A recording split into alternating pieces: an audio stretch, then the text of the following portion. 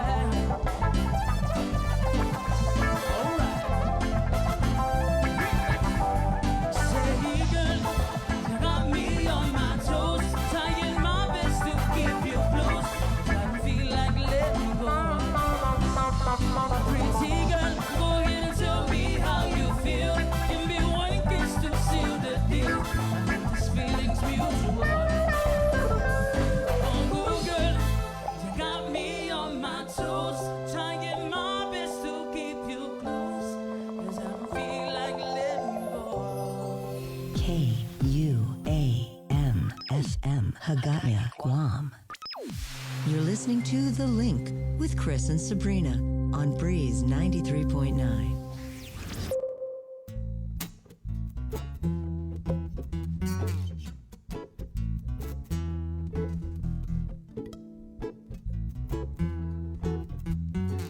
Yes, I've been many places, I've tasted all the flavors, but there's one thing I can't understand is why I'm never satisfied. There's something about the feeling when you start craving, the flashback reminiscing about that one very first luau, and then I'll start to head back home. I'll call my brothers up on the phone, take you to a very special place where we can both up for days. Hey, I like my fishing, boy. I'm a big boy. Love me some me pipi cola extra large liquor. Squid and chicken lua. Don't forget the laula. Beef and stripes stew just to name a few. I like my fish and boy. I'm a big boy. boy, love me some pipi color extra large liquor. Squid the chicken luau, don't forget the lau beef and stripes stew, just to name of you. Oh yeah, Ross. Oh yeah. Hey, I can't forget mama's speciality and my grandma's old mochi. I sit back with the lomi and the rice and make a bad day feel nice. Then I start all over again. What I'm feeling, girl, I'm feeling within.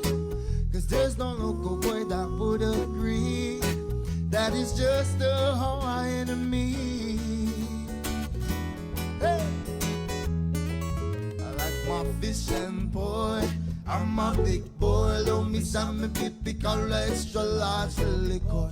Squid the chicken luau, don't forget the lau beef and stripes stew, just to name a few. I like my fish and boy, I'm a big boy, love me some pipi color extra large liquor. Squid the chicken luau, don't forget the lau beef and stripes stew, just to name a few. Oh yeah. Oh yeah. Watch out.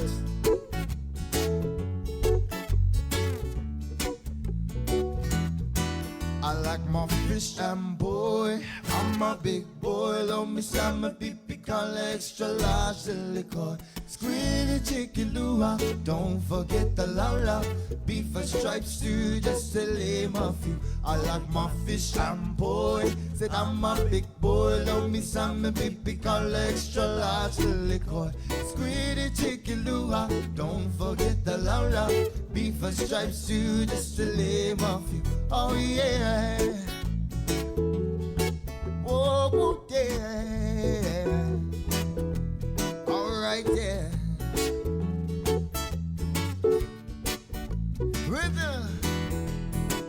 I can't forget mama's speciality and my grandma's old mochi. I sit back with the lomi and the rice and make a bad day feel real nice. Then I start all over again. What I'm feeling, girl, I'm feeling within. There's no local boy that would agree that it's just a Hawaiian to me. What? I like my fish and boy, I'm a big boy, love me some pipi color extra large liquor. Squid the chicken luau, don't forget the lau beef and stripes stew, just to name a few. I like my fish and boy, and I'm a big boy, love me some pipi color extra large liquor. Squid the chicken luau, don't forget the lau beef and stripes stew, just to name a few. I like my fish and boy, I'm a big boy, love me some pipi color extra large liquor. Squid the chicken luau, don't forget the lau beef and stripes too, just to name a few. Oh yeah.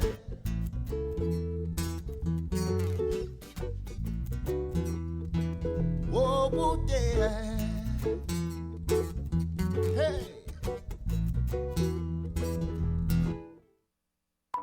The link, here on Breeze 93.9 FM.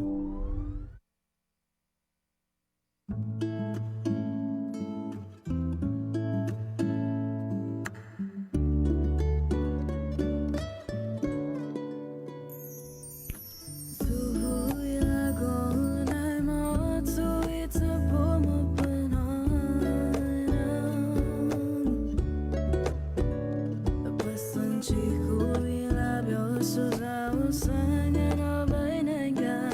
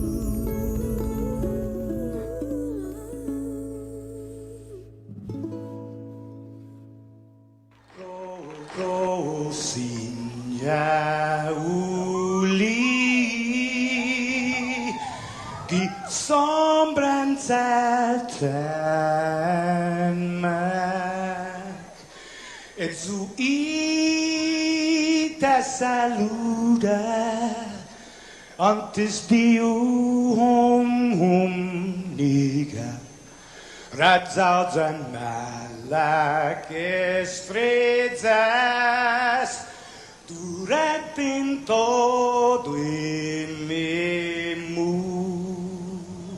a nogi distância, como kupugi palu, zaniman malak guafi, ikonum nasugi airi, prebatu la noci, nai banderata gaigi, pues atan fanni bandera, kau esta pagua pumalapa,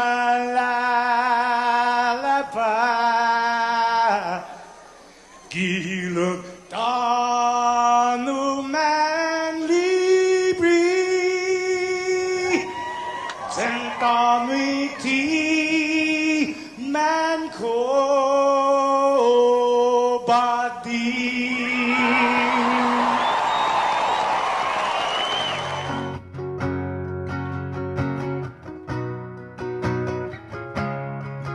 Fanogi chamoru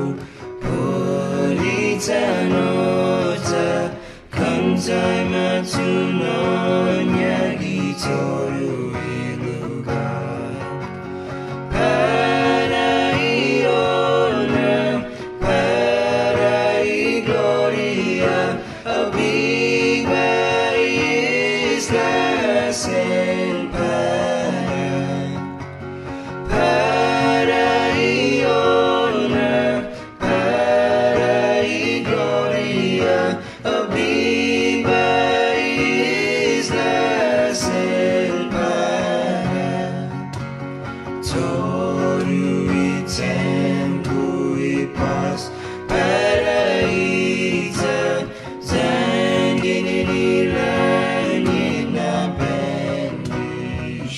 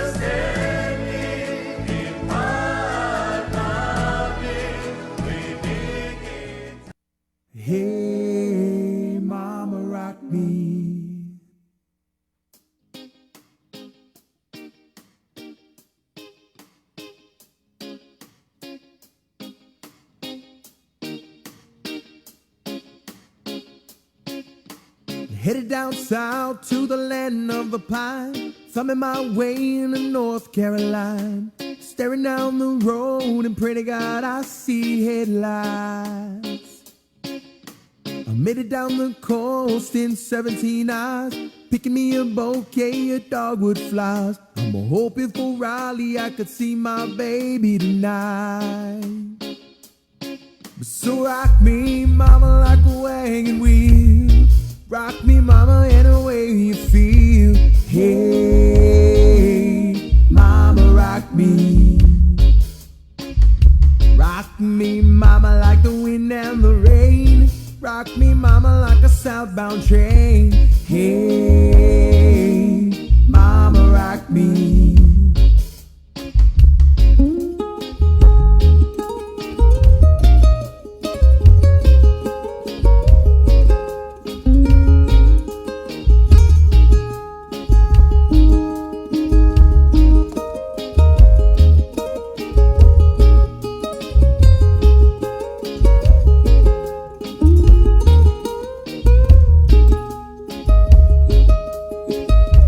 Running from the cold up in New England, I was born to be a cruising in this tropical island. My baby plays the keyboard, I pick this ukulele now.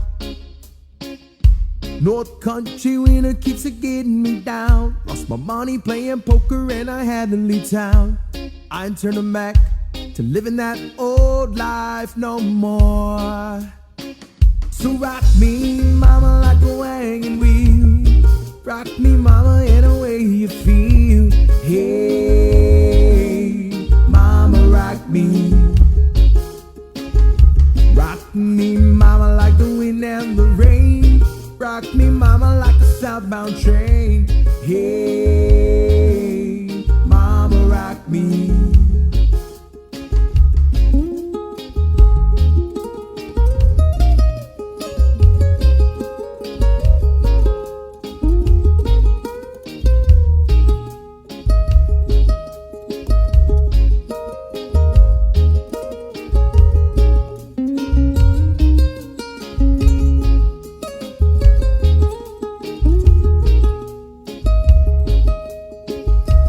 Walking due south out of Roanoke, caught a trucker out of Philly at a nice long toke. He's heading west to the Cumberland Gap, Johnson City, Tennessee. I've gotta get a move on before the sun. I hear my baby calling my name and I know that she's the only one. If I die in Raleigh, I know I will die free. So rock me, mama, like a wagon wheel. Rock me, mama, any way you feel. Hey, mama, rock me. Rock me, mama, like the wind and the rain. Rock me, mama, like a southbound train. Hey, mama, rock me.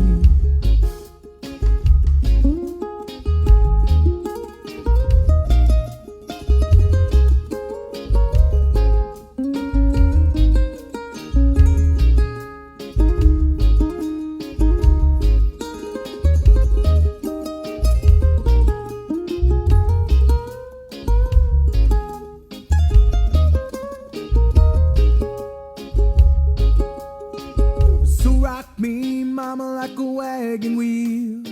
Rock me, mama, any way you feel. Hey, mama, rock me.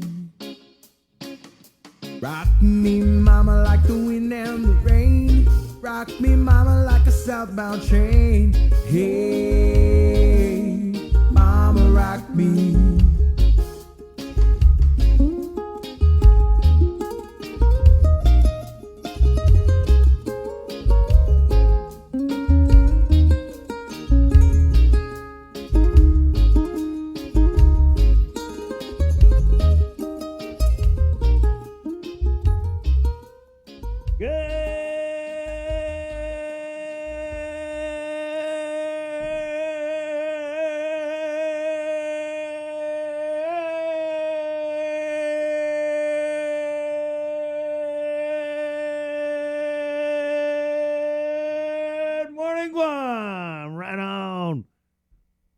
Hey, good morning. 622. Hi, Jason. Good morning. Hi. What's up, my friend? Doing good. Right on. It's Wednesday, guys. Joe Sir with the what's it look like out there? It's like weird, right? Yeah, Weird, it's very, very overcast this Right, morning. yes. Wait, Joser, can you flip the camera around? You gotta beg Joser to get like a shot of himself, but Yeah. Joser is basically wearing. He ran out to his car right before we started, and he he's got He's wearing his a jacket. nice suede. Yep. And Joser is typically like when Joser changes for the weather, you know something's coming. Yeah, probably his knee was itchy, right, Joe? Whenever his knee is itchy, it's gonna rain. That's a nice jacket. by You the way. notice, guys, when you get the weather like this, everyone on Guam gets to bust out their hoodie. We're all wearing our long sleeve. And you wonder why you keep calling the dogs to come eat and you can't find them, and the next thing you know, like they're in your bathroom underneath like the faucet shivering. That's what my dog used to do. Like when there was a bad typhoon coming, my dog would be basically like in the fetal position, underneath like the faucet of the shower. Wow. That never happened to you guys? No, but I want to open by wishing the dogs in Tijan well. Right? I know there's a little heat on you guys right now because of that stupid video that's going around. No, you know what was crazy? So Isaiah Uggan covered that, and that's gonna Yeah. come up in news. But he was saying that he actually went to Tijan, that now well-known area. Yeah. And he goes, when I got there, and he was like, Jace, there's no dogs. And I was like, you know what? I wonder if it is. It's because it's now a known thing and it's public. People are going there to put it on their Instagram story. They're doing Snapchats of it. Yeah. Even Isaiah mentioned in his story, they're doing TikToks of it. I think people have Well, also, Jay, people have bothered, molested, like whatever, like that. The dogs, like they've just why'd you have to use molested of all words? they did molested their peace, right? They've disturbed them. Okay, they've disturbed them so much that now the dogs like they don't want to, basically like come out and congregate. Yeah. But And actually, also, Marie was saying that in the back too, and Isaiah was like, "Wow, that's yeah, weird." but Marie said also, Jay, the other day when I was going home, I saw a mayor's vehicle truck pull up to that building with a big cage. So I know that the mayors are they're doing their part to round up those animals. You know what's the problem with these masks here? These ones, this brand, you never know if it's upside down. You know that? I'm like, I had a problem with that in the I beginning. don't know if it's upside down or am I just getting fat in the face or what the hell? No, you know what it is too. It's your It's my butt bus? yeah. Oh, it's okay. it's It's letting pulling it it. slip. Okay, all right. Good thing I got a spare. Hey, good morning. It's 6:25 on the link. Wow, there's a lot to talk about. I don't even know how we're gonna squeeze it all into the next 3 hours and 36 minutes, but we're gonna try. Real quick though, Yeah, we, Jay. we want to go around the world and say hafa to everyone who is sending us their well wishes. Of course, Eva Beach, Hawaii, Elizabeth Agagi. Elizabeth, may I call you Liz? Thank you for always sharing the aloha spirit from the 808 with us here. I call you Liz. Thank you for sharing the 808 with those of us here in the 671. First time, I do believe, Angelo Esfer saying hello from Riverbank, California. Oh wow. And Where's I've that? also got from the Pelican State. We're going to LSU country. Go Tigers! Hello from Paul and Deborah Mendiola. Half a day from Baton Rouge, Louisiana. There is one team that they follow down there, and that is the purple and gold. I'm not talking about GW. I'm talking about LSU. Right on. 2019 national champions. Hey, good morning. Yeah, good morning, our Facebook Live audience. Also, we're jumping on KUAM TV at 8 o'clock.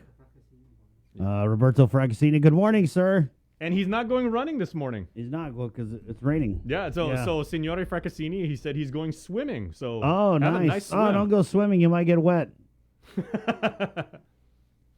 The show's probably... Have you ever like done scuba diving when it's like raining really hard above the surface? Have you? Yeah, it's really cool. Wow. Like if you like go down, then just like look up Yeah, and you see look all at the... It's really neat. Yeah, it's really neat. Man, I wish I had like a GoPro in those days. Good morning, guys. That's Jason Solis, by the way. Sabrina Solis Mantonani and Root are Route. She's coming back, basically. Yeah. From because she was over there, back there, Las Vegas, because her parents were ill, so she's figured that out, and she's coming back home. So she was telling us that she was going to take a flight from Vegas to SFO, the very famous San Francisco. San Francisco International Airport, which is beautiful, by the way. When I went through San Francisco, first time ever I've been through SFO, there's all of these, because San Francisco is such a big sports town, you walk through the terminals and it's just like, here's people that are from the Bay Area. Lynn Swan, the Hall of Fame like wide receiver from the Steelers, he's Oh, yeah, from the yeah. Bay Area. You Yeah, know, all of yeah. this like stuff, and you just get like trinkets and like, you know, his high school jersey. You get stuff from, you know, Barry Bonds stuff, and then you get I all don't know. these- Whenever I go through San Francisco Airport, I'm like dead because you're usually coming from a long flight. So I'm walking through like, and It's one of my favorite airports. It's beautiful. then you get outside and it's cold. Sunny California, which is cold. Guys, the show's brought to you by Pacific Points, Jack in the Box, IT&E, Cabo Enterprises. Jay, who's coming up on the link this morning? Okay, can I Yes, you can. borrow what is essentially my paper Yeah, because you take lost your yours? paper. Sorry. Okay, we have got our friends from the Federal Department of Labor. We've had Hannah Cho, we've had Dave Della Sola, obviously, for the better part of a year. This morning, we've got our friends from the Federal Department of Labor, the Oh, U.S. it's the federal. Yeah, they're going to come on and talk about what they are doing to get people back to work and why you should get back to work, too. We have also got Monica Okada from the Guma organization. She's coming on just after 7. And then as per her normal appearance on the link, 7:30, Speaker Therese Terlahi. I'm sure she's got some things to say as she is now getting ready for the second of 3. Now the first one was an informational hearing on the bill about the medical malpractice law. Chris, this one is actually going to be a public hearing, right? On the, Yeah. I believe it's the 3rd and the 12th. I think it's the 7th and The the 7th and 12th. Yeah. No, Yeah, it's man. I'm gonna get it, guys. It's on my email. Okay. And then 8:45, if you want to see what is going on with tourism, former Governor Carl Gutierrez and Dr. Jerry Perez, the CEO and deputy respectively, will be joining us. They're probably also going to mention that today is week 3 of the Vax to Win promo. That's going to happen at 3 that's o'clock. today. Yeah, that's going to happen at 3 o'clock, everybody. So Guys, it's not a 7:21 in the morning anymore. So that's going to happen. You are going to meet the winner of $10,000, 10 G's, 10 large. You're going to see who wins 10 large. $10,000 and a brand new car. And I think Joseph, you were saying A brand new car. you were saying this week is the one of our Link family members in comments was saying this week is the Kia Soul. Right, there Very, you go. Very nice. Someone who we've not heard from a while, Sergeant Paul Tapal from GPD, going to come on, and obviously he's going to talk about, amongst other things, Nicholas Moore, Correct. now in police custody. The magistrates for Nicholas Moore came out yesterday. There was 2 actually. As he was charged in 2 separate cases. Charges in one relative to a alleged drive-by shooting that took place at a Gagny Heights gym. He was charged with aggravated assault, a special allegation of a deadly weapon used in commission of a felony, terrorizing. Another special allegation of deadly weapon and possession of an unregistered firearm. And of course, he was also charged with aggravated murder, a special allegation of deadly weapon used in a felony, murder, and another special allegation for the in relation to the death of Michael Castro. Yep. And then at 9:30, Guys, this magistrate, I'm going to read it out for you guys this morning. I don't even know what to say. Don't do drugs. Do not do drugs, guys. You know how many police officers I talk to and they say, man, Chris, if only everybody just smoked weed. Like, they really say that, dude. They want you guys just smoke weed. And if that doesn't do it for you, smoke more weed. Because the pills, but if the you're meth, going to it's do a- that, do it's- not operate a motor vehicle. Of course GPD would not. also say. Yeah, of course not, bro. But I'm just saying, like, the pills, the meth, guys, it's a dark, dangerous road. And too often it ends in death. Okay, there was a beheading that was drug-related. Pretty much every murder on Guam basically is drug-related, guys. And reading these, when we read these magis, it's really like peeking into this dark underworld of illegal drug dealing and prescription pill use. It's crazy. And these are young kids. These are young kids, man. Yeah, so we're going to read that out. It's really heartbreaking. Coming up later on the show. Yeah, and then today is a big day also because it's the last day of Pride Month. And fittingly, we have saved one of our island's most distinguished residents as the last profile in Pride, the Honorable Joshua Tenorio. So he is going to share, his thoughts on. I didn't realize this, but Josh actually came out. I mean, I can call him Josh because, we went to high school together. But Josh came out almost 30 years ago, and he talks about, what the struggle has been like for the community, our unique familial atmosphere here on Guam and how that is always supported our LGBTQ community. Talks about leadership, not only under his tenure but also throughout the years of Guam, and what it means to be, and proudly so, the very first openly gay lieutenant governor in the nation. Like a true trailblazer. So that's coming up. And then also at 10 o'clock, you guys want to stay tuned. We've been teasing this all week. Very big moment here on the KUM Podcast Network, because Sabrina Salas Matanani's first episode of the Crimes Without Conviction podcast, we're going to show it to you with the video form. It's going to be on Facebook Live. And speaking of very, very heavy crimes, Chris, I mean, this one, if you're into true crime and everything like that, pay attention and, try and piece together, what you can from that. I mean, it's a very, very emotional podcast. That's at 10, and you want to stay tuned for that. Right on. And also coming up this morning, I wanted to talk about this. We're going to get Senator Tello, Senator Joanne on tomorrow, but I wanted to talk a little bit later on the show about this adoption bill that would allegedly streamline adoption measures. This is a measure from Senator Mary Torres.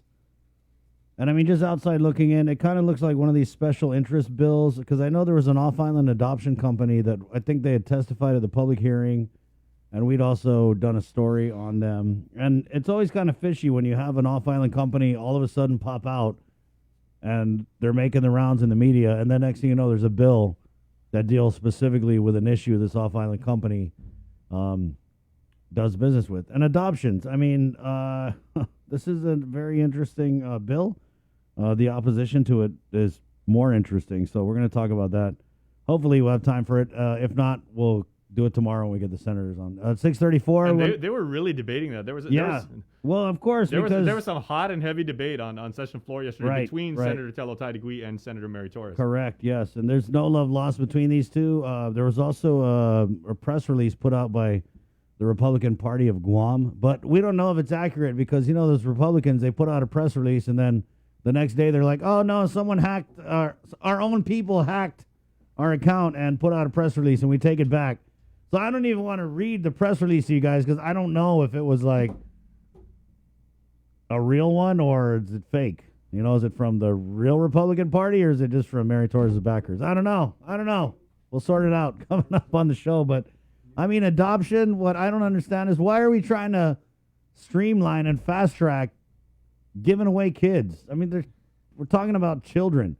If any process should be stringent and regulated, it should be adoption. Didn't you guys watch 3 Identical Strangers? Did you? You know how these adoption agencies are?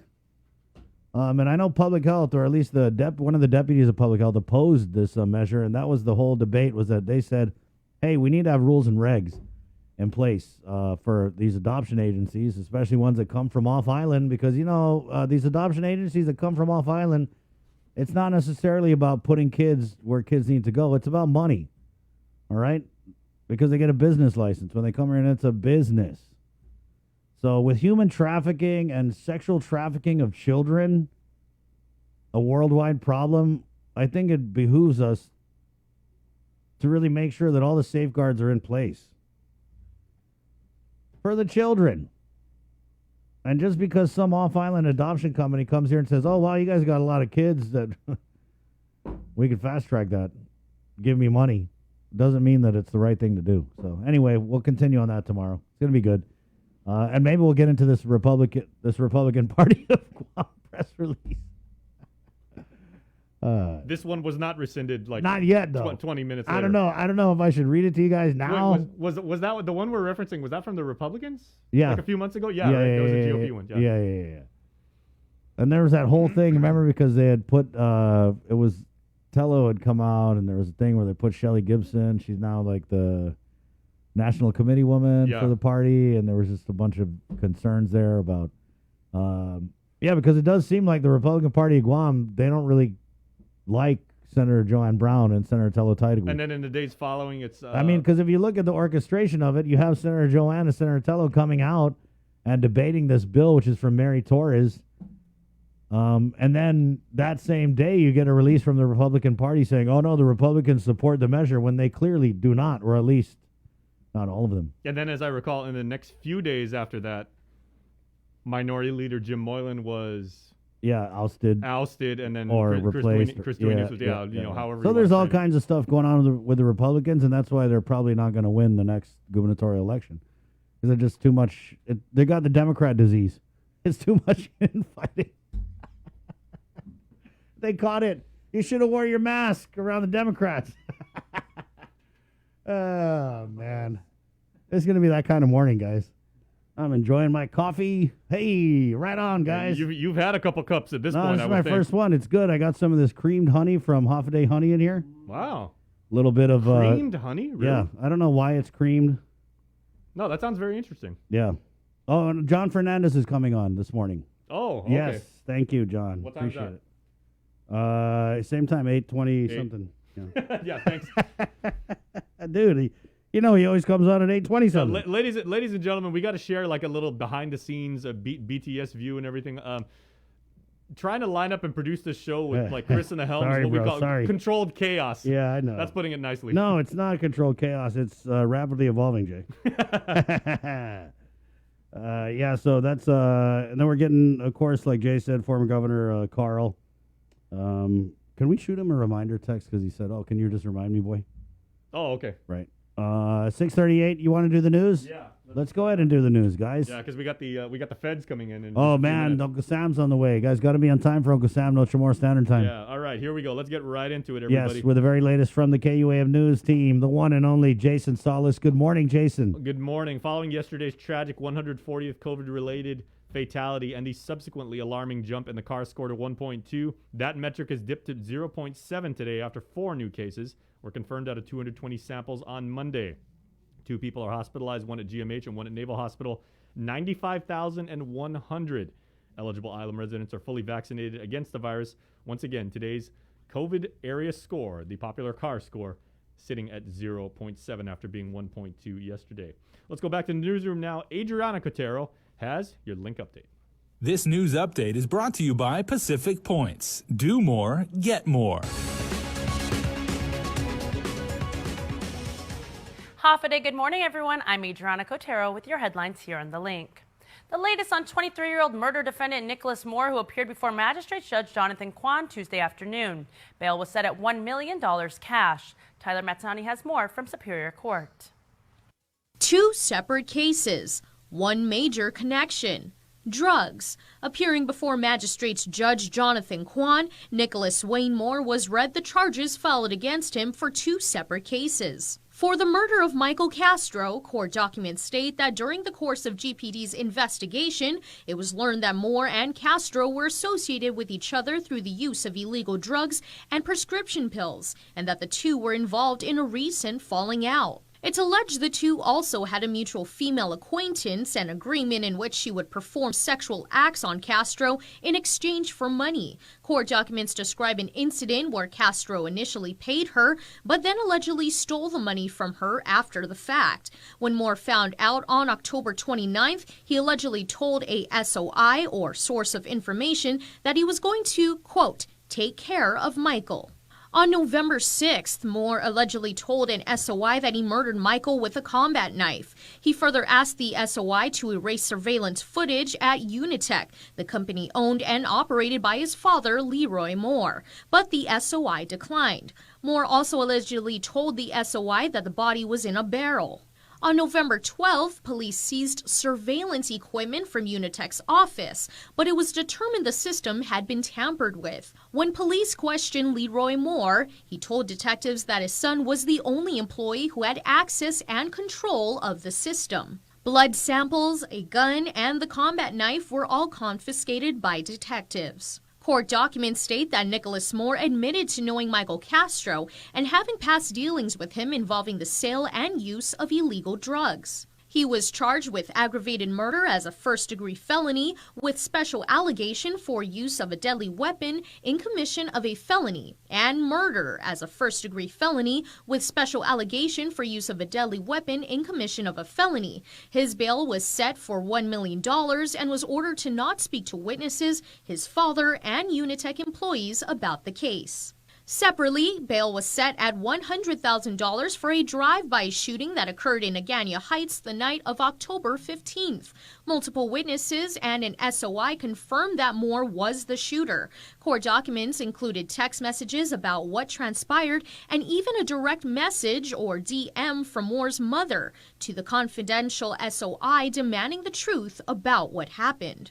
According to the magistrate's complaint, it is alleged that Moore was upset that money was stolen from him and went to Agania Heights to confront the individual. However, when he shot his gun, he mistakenly injured another person. For this case, he was charged with 2 counts of aggravated assault as a second-degree felony, terrorizing as a third-degree felony, with special allegation for use of a deadly weapon used in a commission of a felony, and possession of an unregistered firearm as a third-degree felony. He was also ordered to not speak to any witnesses or his mother regarding the case. A preliminary hearing is set for July 9th at 4 p.m. Reporting for Guam's News Network, I'm Tyler Matanani.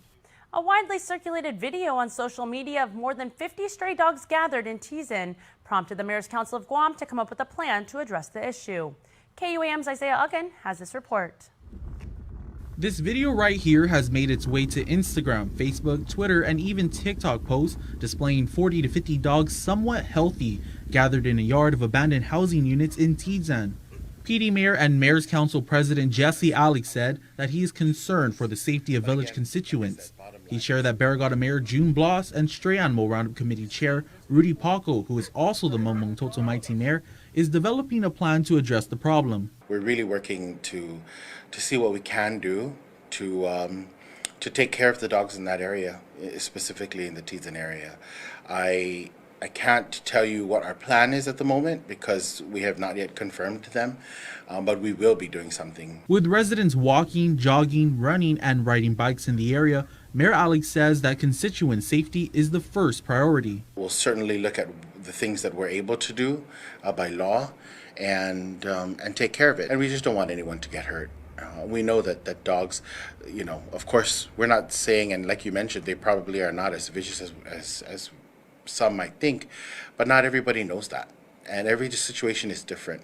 And before something really goes bad, we want to see if we can, handle that. But bottom line, something just needs to get done.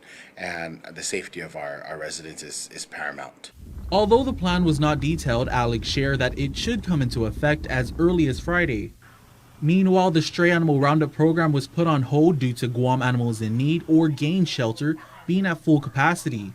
Back in February of this year, the program was launched and aims to address the stray animal problem that has conflicted the island for many years.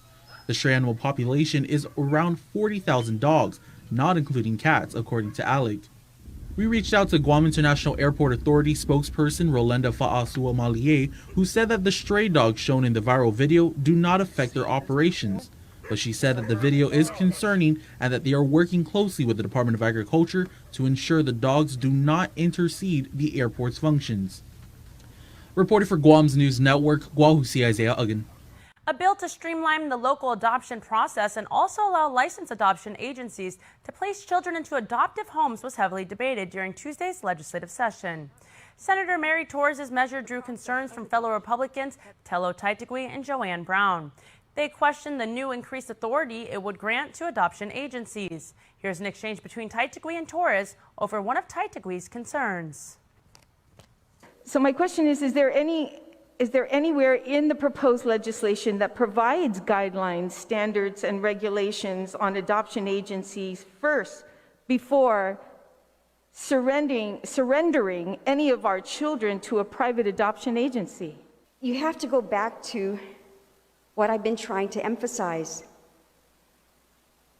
The oversight and control of any issues that deal with Child Protective Act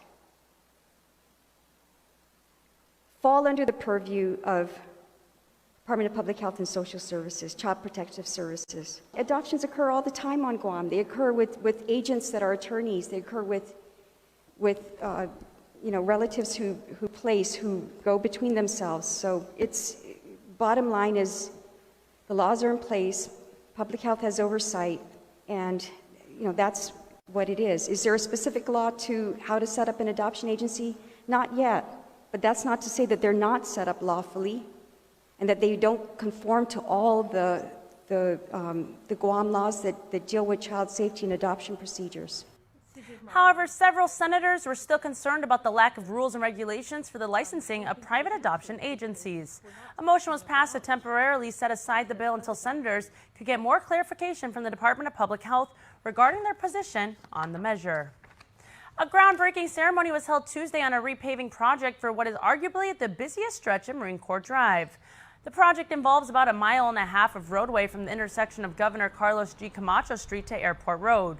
Work includes restoration of distressed and failed asphalt, replacement of utility manholes, repair of drainage inlets, and replacement of old sign panels and new stripping. On an average day, an estimated 33,000 cars travel along that route. Public Works Director Vince Areola says they hope to keep disruptions to a minimum. We're doing as much as we can to alleviate the traffic here. The good part is that in the Tuwuning area, there are a lot of feeder roads, there are a lot of arteries going around Marine Drive, so it should hopefully keep traffic to a minimum. And a lot of the construction is going to happen at night. There's going to be a lot of night construction. The $7.2 million project is funded by the U.S. Department of Transportation Federal Highway Administration. Contractor Hawaiian Rock is expected to complete the road work in about a year. That's it for now. We'll see you tonight for KUAM News Primetime. This news update is brought to you by Pacific Points. Do more, get more.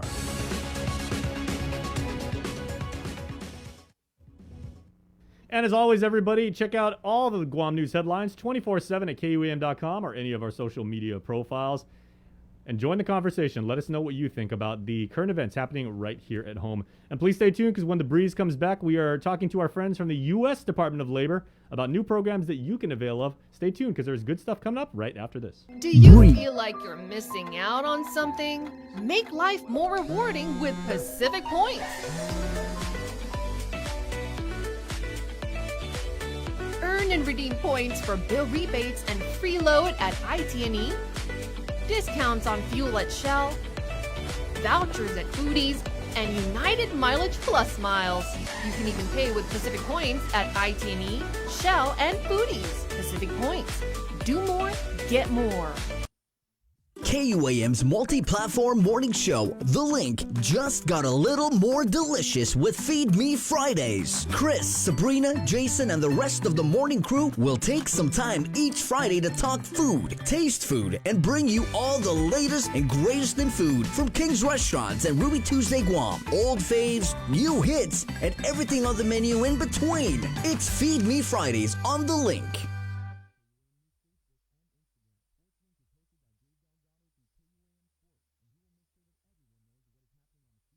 Our World War II survivors have endured more sacrifice, suffering, fear, hope, and perseverance than we can ever imagine. Their stories have been passed down from generation to generation and have become a central part of the legacies and histories of our families. As we commemorate our 77th annual liberation, we invite you to share these stories and special memories as we present My Liberation Hero.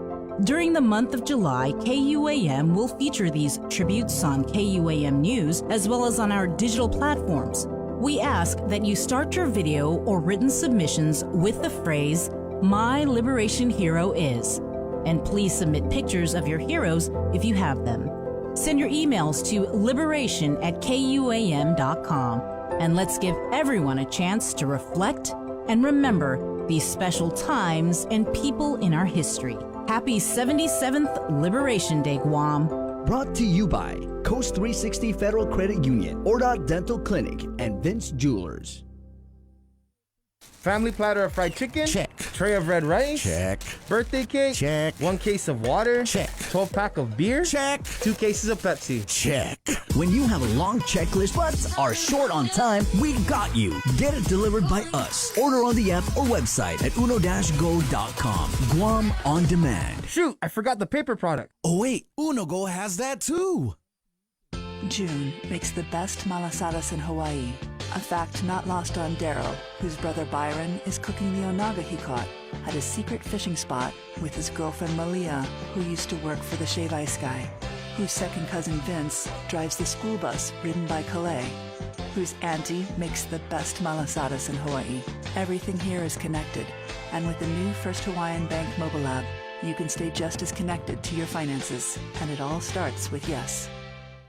GU Self Storage, conveniently located near the Harmon McDonald's. We offer affordable rates, online payments, and auto bill pay for your convenience. Plus gate access daily from 6 a.m. to 9 p.m. Call us today at 648-7867 for more information. The relationship between Guam and Manila, Philippines is undeniable as we share similar cultural traditions, history, and heritage, with generations of Filipinos calling Guam home. KUAM presents a monthly look at the capital city featuring in-depth and engaging interviews on everything from medical tourism to new business and government leaders. Veteran newscaster Nestor Lecanto delivers Beyond Our Borders. This special program is brought to you by the Bank of Guam and KFC. Help us celebrate the class of 2021. KUAM wants to help you celebrate this touchstone moment in the lives of your graduates. For the months of May and June, we will flood the social media pages of KUAM with photos and well wishes for the class of 2021 grads. Log on to KUAM.com to submit photos and brief messages or captions. Then look for your special grad on KUAM Instagram and the Facebook pages. From all of your friends here at KUAM, congratulations, seniors! This July, Independent Guahan and Todung Marianas presents Nat Lotlat, Songs of Freedom Volume 5. This event is a chance for the community to connect to conscious and empowering social change and decolonization through music, poetry, art, and dance. Nat Lotlat, Songs of Freedom airs Sunday, July 4th, 7 to 9 p.m. on KUAM TV8. Nat Lotlat means to give life, and in that spirit, join Independent Guahan on July 4th as we create an evening of art and creativity aimed at giving life to our community and our dreams for a more just and equitable future. Viva Guahan!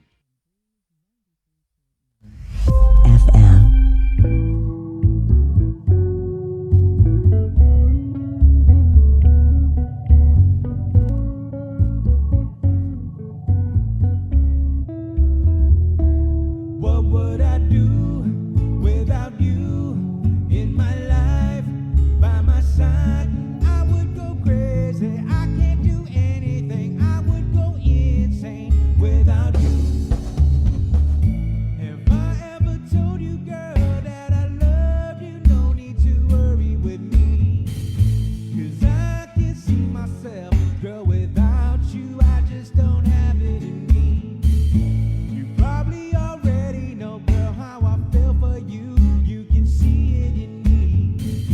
So I don't ever want to think about you without me. What would I do without you in my life by my side? I would go crazy. I can't do anything. The late, great Savage K, Without You. Happy belated birthday, Par. Hey, it's still your birthday in the States. Oh, Without You. Right here on the link. Pacific Points, IT&E, Cabo Enterprises, and Jack in the Box, proud to sponsor this show.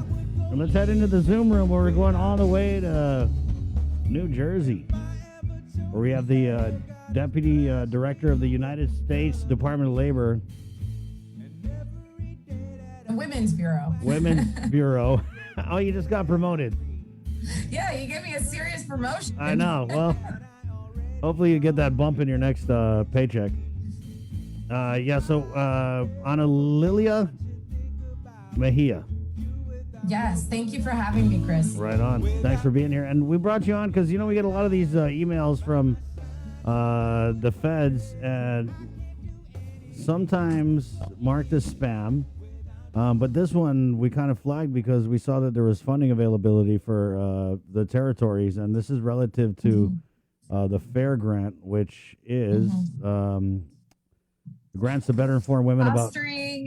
It's fostering access, rights, and equity.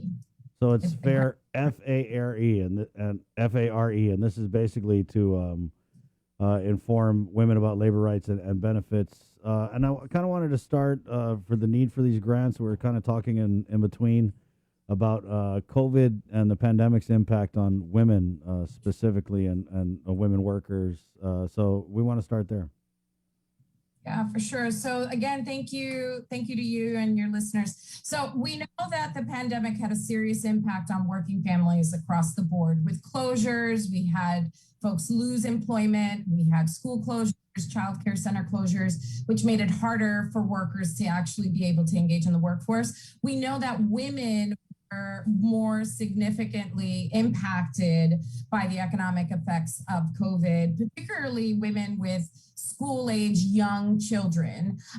Even as far as the figures that we have as late as May of this year, we know that amongst workers 20 and older, there are still 3.4 million fewer women and 3.9 million fewer men workers in May 2021 than February 2020. We know amongst prime age workers, that is workers between the age of 25 and 54, there are still 2.1 million fewer women workers and 2 million fewer men workers. So we see that as we recover, women are still lagging behind. There's multiple reasons for this.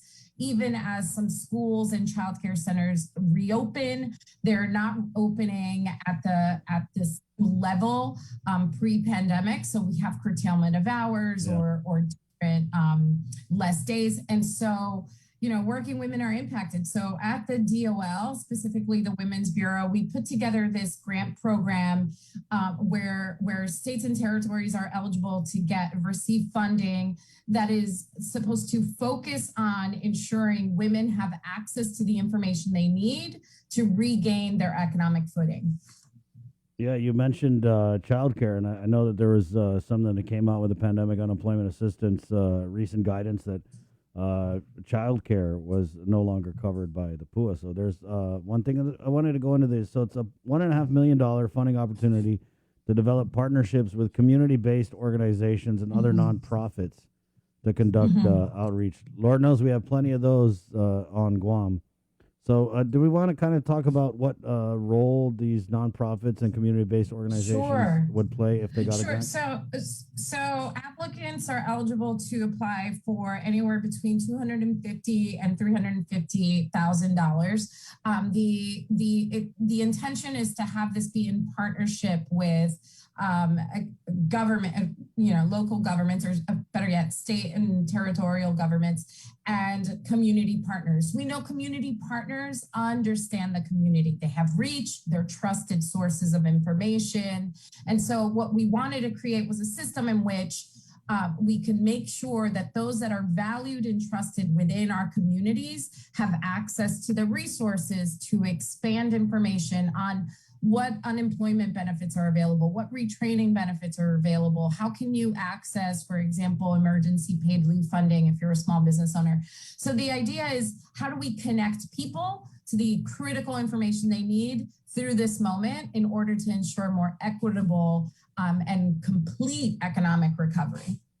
Right, and just going through the release here, applicants must provide one or more of the following services, like you said: outreach to vulnerable, low-income, marginalized women workers, disseminating educational materials through varied platforms, including social media, assisting women workers with navigating and calculating benefits, and connecting and referring women workers to additional services, benefits, and or even legal assistance. So there's going to be people who get this grant, groups who get this grant.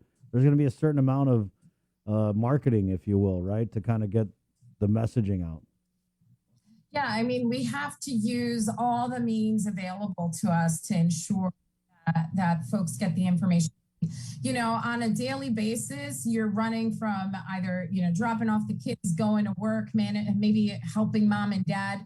And so we know that people are busy. So maybe they're listening to information on the radio, maybe they're surfing the net, maybe they're going on, to their community center on the weekend, or engaging in a different activity, in support of their children.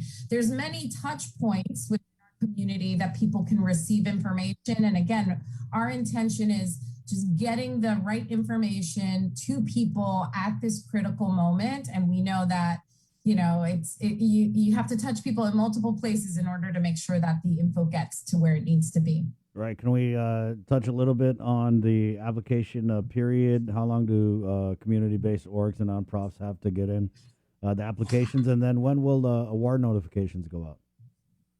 So applications are due on July 15th. So it's y'all a couple weeks to get it in, no later than 4 p.m. Eastern Standard Time. They must be submitted electronically. There will be no wiggle on this deadline. So for those who are considering or want to access additional information, we urge you to get on it as soon as possible. Any application that's received after the deadline will not be processed or considered. If you are looking or interested in finding out about this application or this grant or any other, you could visit grants.gov, so grants.gov. It provides information on many useful resources for federal grant applicants, including registration instructions, application tracking, applicant tools, tips, and FAQs. If you're interested in specifically looking at DOL grants like this one, visit www.doleta.gov/grants. That will get you some additional information on DOL specific grants. And then again, if there is interest in applying for this, it is a collaboration between the territorial government and community. We urge you to contact your local government contacts to get additional information. Right on. Well, thanks for joining us. Is there anything in closing, Ana Lilia, that you want to throw out here before we let you get back to Jersey? Just that this administration is very focused on ensuring an equitable recovery, but the way that we're going to do it is by centering and uplifting women, people of color. Our economy does not work if it doesn't work for women, people of color, and so we just urge everyone that's listening to really work in partnership to make sure that all of our communities are uplifted. Good so thank you. Right on. For this. Anytime you got anything, just you got the link. It's always the same. Pop on in, okay? Awesome. I look forward to speaking with y'all again. Thank you, Ana Lilia, and have a good day. Bye-bye. Right on. There you go. Funding opportunities through grants, guys. You can learn more about the fair grants. Contact Andrea Hill at hill.andrea@dol.gov for more information. Yeah, Jay? Yeah, she was also saying grants.gov. Yeah. Is a place you want to go. And, I'm actually really interested to seeing because, the local Department of Labor has also been saying, as well as GCC, they've been saying, now is the time if you really want to, what they call level up, with your skills. And it's a known disparity in STEM disciplines, how there is a massive, and egregious imbalance of female STEM workers to male, and, then the pay disparity. Are you talking science, technology, engineering, math? Absolutely. So I'm hoping that a lot of people take advantage of this. If you want to actually get into the STEM field, this might be a great vehicle for that. We're also getting Dave Della Sola, Department of Labor, tomorrow. Excellent. So we can talk about this. And then I know people were asking about the PUA. 7:05. We're going to take a quick break. Monica Okada of Guam Unique Merchandising is coming up. They're doing a webinar that she's going to talk about with Jay. Next, right here on The Link. Good morning. Our World War II survivors have endured more sacrifice, suffering, fear, hope, and perseverance than we can ever imagine. Their stories have been passed down from generation to generation and have become a central part of the legacies and histories of our families. As we commemorate our 77th annual liberation, we invite you to share these stories and special memories as we present My Liberation Hero. During the month of July, KUAM will feature these tributes on KUAM News as well as on our digital platforms. We ask that you start your video or written submissions with the phrase, My Liberation Hero is. And please submit pictures of your heroes if you have them. Send your emails to liberation@kuam.com. And let's give everyone a chance to reflect and remember these special times and people in our history. Happy 77th Liberation Day, Guam. Brought to you by Coast 360 Federal Credit Union, Ordot Dental Clinic, and Vince Jewelers. This July, Independent Guahan and Todung Marianas presents Nat Lotlat, Songs of Freedom Volume 5. This event is a chance for the community to connect to conscious and empowering social change and decolonization through music, poetry, art, and dance. Nat Lotlat, Songs of Freedom airs Sunday, July 4th, 7 to 9 p.m. on KUAM TV8. Nat Lotlat means to give life, and in that spirit, join Independent Guahan on July 4th as we create an evening of art and creativity aimed at giving life to our community and our dreams for a more just and equitable future. Viva Guahan! My whole family is fully vaccinated because we understand the importance of it. I've seen my daughter, her boyfriend, and friends endure COVID, and I've lost family members because of the virus. I chose to get vaccinated to protect those around me, and most importantly, because of my parents. I'm Jonah Gancharfris, KUAM Senior Producer, and I'm a proud member of the vaccination. Join the vaccination. Scan and plan. For more information, go to KUAM.com. Brought to you by American Medical Center, your partner in healthcare. GU Self Storage, conveniently located near the Harmon McDonald's. We offer affordable rates, online payments, and auto bill pay for your convenience. Plus gate access daily from 6 a.m. to 9 p.m. Call us today at 648-7867 for more information.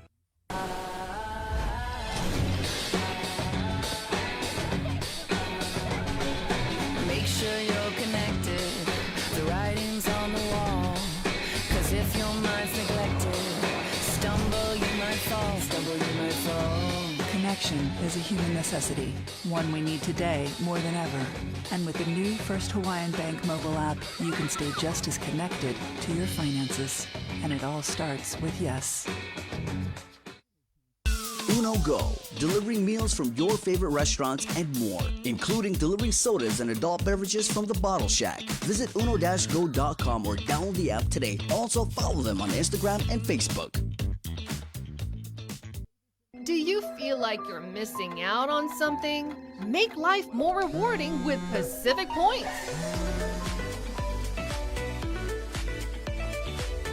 Earn and redeem points for bill rebates and free load at IT&E, discounts on fuel at Shell, vouchers at Foodies, and United Mileage Plus miles.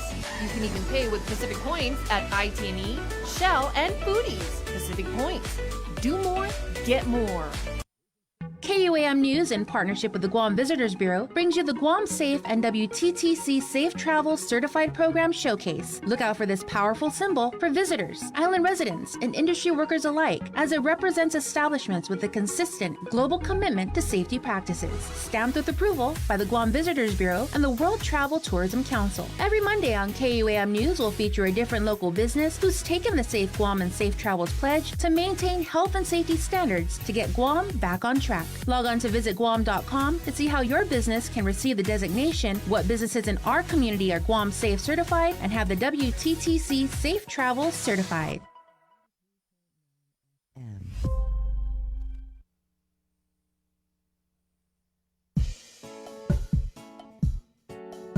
Yeah, another 671 production, giving it to you island style.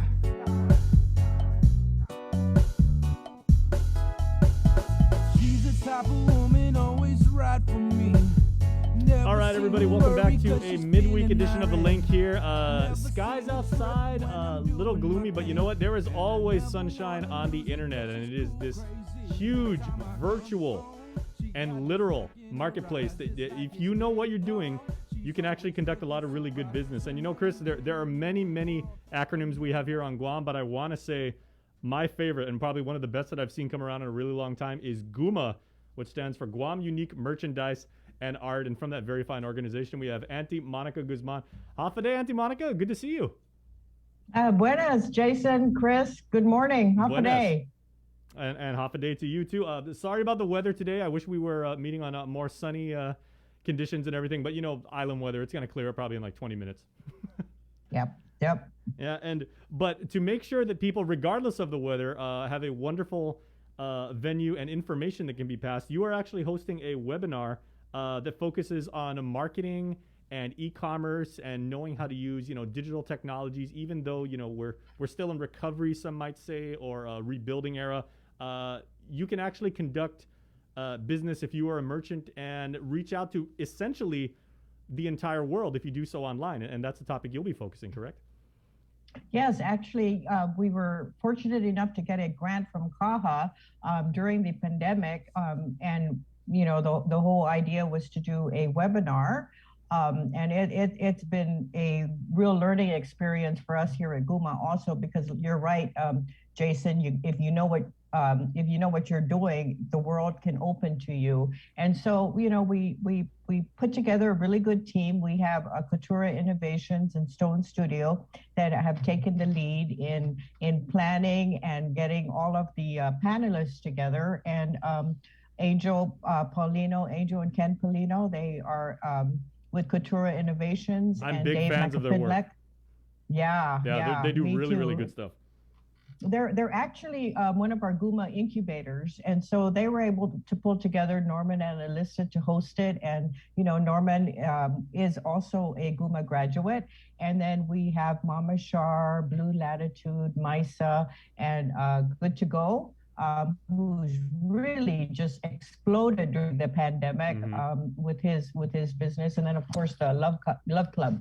And so these are folks that have really taken advantage and just used digital media, social media, and of course e-commerce throughout this pandemic, and they were able to survive and continue on. So using their expertise, we put together a webinar, and we're really happy. We've got over 60 people that signed up, and we're going to kick it off in a couple hours, and we're keeping our fingers crossed that technology, and Jason, I wish you weren't on the air, so maybe you could come and help us. We're just going to do it, and thankful to CAHA for giving us the opportunity. Oh, well, give me a ring next time. You know me. I'm always happy to help, especially when it comes to helping people understand digital things. And I think that is kind of the point, because everybody these days, accepts the fact that, the internet is taking over pretty much every industry across the world, and you can either stand against it and get run over, or you can embrace it and make it work for you. But admittedly, for a lot of people, especially small businesses who operate in the retail space or maybe small service space, it can be a very daunting and very scary environment to operate in. There's a lot of things you have to understand, and we go back to acronyms, and there's us computer nerds, we like to use acronyms for every single thing under the sun. So how is your forum today going to be structured to help maybe experienced business people that have a firm grasp of the business supply chain and the merchant consumer relationship and everything like that, but translating that over to the virtual world? So some of the topics that we're going to talk about is how has online presence helped your business, and that's with Mama Shar, and how has and with Blue Latitude, and then we're also going to talk a little bit about how has e-commerce helped you grow your business, and that's Kevin Hashimoto will talk a little bit about that. And then we're going to the second half of the webinar is going to be a little bit more focused presentation from Stone Studio and Coutura Innovations, and just giving a little bit of the details on what it is that you need to know. And that we also want to impress that yes, it's technology, and people can be scared of technology, but there are people on island that can help you do this. You don't have to go and learn it all yourselves. I mean, that's what we did at GUMA. We said, hey, this is a great opportunity. Let's go ahead and bring in people that are already doing it, because we don't need to relearn it. We have people on island that can do it, and let's use them. Now, how about Auntie Monica for people that they aren't traditional retailers in the classical sense of the word? There are people that grew up as children of the internet, and they say, I realize the scale and scope at which I can operate, and I absolutely want to set up this logistical pipeline where if I get 1,000 orders this week from all across the mainland, maybe some from Europe, some from the Middle East, I want to be able to facilitate those orders as well as those that come in online. I understand how big of a task that is, but I'm really not looking to extend a brick and mortar operation and everything like that. Are you dealing with like those kind of those kind of operations, as well as people who like want to be purely online from the get-go? Well, one of the things that we do want to talk about is if you want to expand your business and make the whole world your market, then you got to be prepared. You gotta plan for this expansion. If you want to just keep it to small little purchases and go meet them at a Gaddis shopping center and deliver or whatever, then you need to plan for it. But if you want to grow and export to Japan, to the United States, we have a huge diaspora, that are always hungry for anything Guam and everything Guam. And if that's what you want to do, then, you got to be prepared for it. And that's one of the things we talk about during our GUMA program. And we just concluded our 8th cohort. We had over 30 people participate. They just graduated last Saturday. And it's to develop the business plan because, you need to plan for everything. You can have overnight growth if your product is really good. But if you want to expand and grow and have the whole world your market, then you need to plan it. GITA has received a SBA grant to assist local businesses in exporting. And there's places, there's organizations on Guam like GUMA and GITA that will help you. SBA, your previous speaker, it's so funny that she talked about grants.gov because that grants.gov, GUMA is very, very familiar with grants.gov because we are always looking for opportunities so that we can apply for grants. And today's a big deadline. June 30 is a big deadline for lots of grant opportunities. And so you need to learn how to navigate that.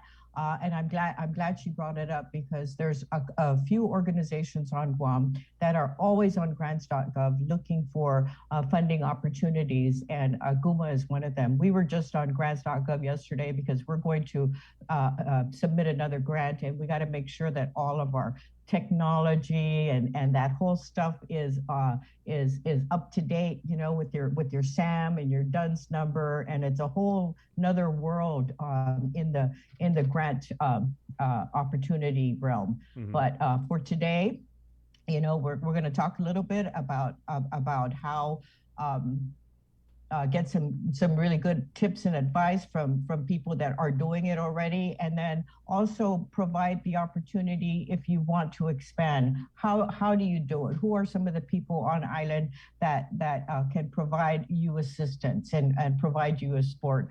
It's like how, where, when, and why. Sure, yeah. And I'm really, really loving, Auntie Monica, like the speaker lineup you've provided, because I'm just looking at these, and, we've had the good fortune of interviewing many of them. Of course, Norman Analista, the proprietor of Analista & Co. So, it's fine clothing. You've got Couture Innovations. As you mentioned, Angel is involved in software development. Blue Latitude is in crafts and trinkets. Good to Go, obviously, food delivery. So it kind of spans the gamut of products and services. I'm also curious in giving these speakers like a little bit of guidance, because as a marketing major, right, and as a business person, I always like to know what mistakes you made, and I want to know like what horror stories that you've experienced and everything, and hopefully they would share that with the audience so that they won't make the same mistakes they made, and they can kind of like avoid those pitfalls and those roadblocks, if you will. Oh, absolutely. Because and that's the beauty about living in a small community and living here on Guam is, we want to share our experiences, and that's what we really promote during our GUMA entrepreneurship training and mentoring is, learn from other people, talk to other people, learn from their mistakes, and don't try to attack it all by yourself, because there's a whole community of support here. And that's one of the things that we really focus during our entrepreneurship training is talk to people, and learn from them. And, that's the beauty. We have our 16-week training program. And for a lot of people, that sounds like a long time, but it goes by really quickly. And, you know, our partners at SBDC, and then of course our training expert, Lorraine Okada, I mean, she just really gets deep into the passion and the support, and, you know, just to make sure that you plan well for your business, you know. And a lot of it, sometimes we have people that attend the course with just an idea, and, you know, they're able throughout the course to learn how to turn that idea into a business. We also have some people who have an idea, but by the time they finish the course, they're totally switched on their concept, because they during the discussions over the 16 weeks, they learn stuff, and they figure, well, maybe this is not what I want to do. Maybe this other dream I have might be have a better chance of success. So you're right. How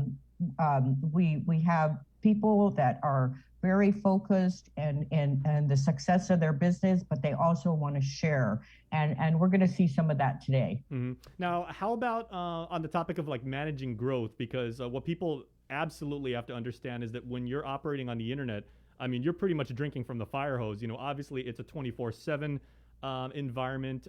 You can reach out to, again, practically anybody in the world. And I appreciate what you said earlier in saying that, you know, the Chamorro diaspora, and I tell people all the time, like, you know, if you're trying to do business online, just with the number of Guam expats that are throughout the world, you know, we have like our military members that are deployed all over the planet, and then the kids that go to college in the States. I mean, that's a couple thousand people right there, and you have to be able to facilitate that kind of demand.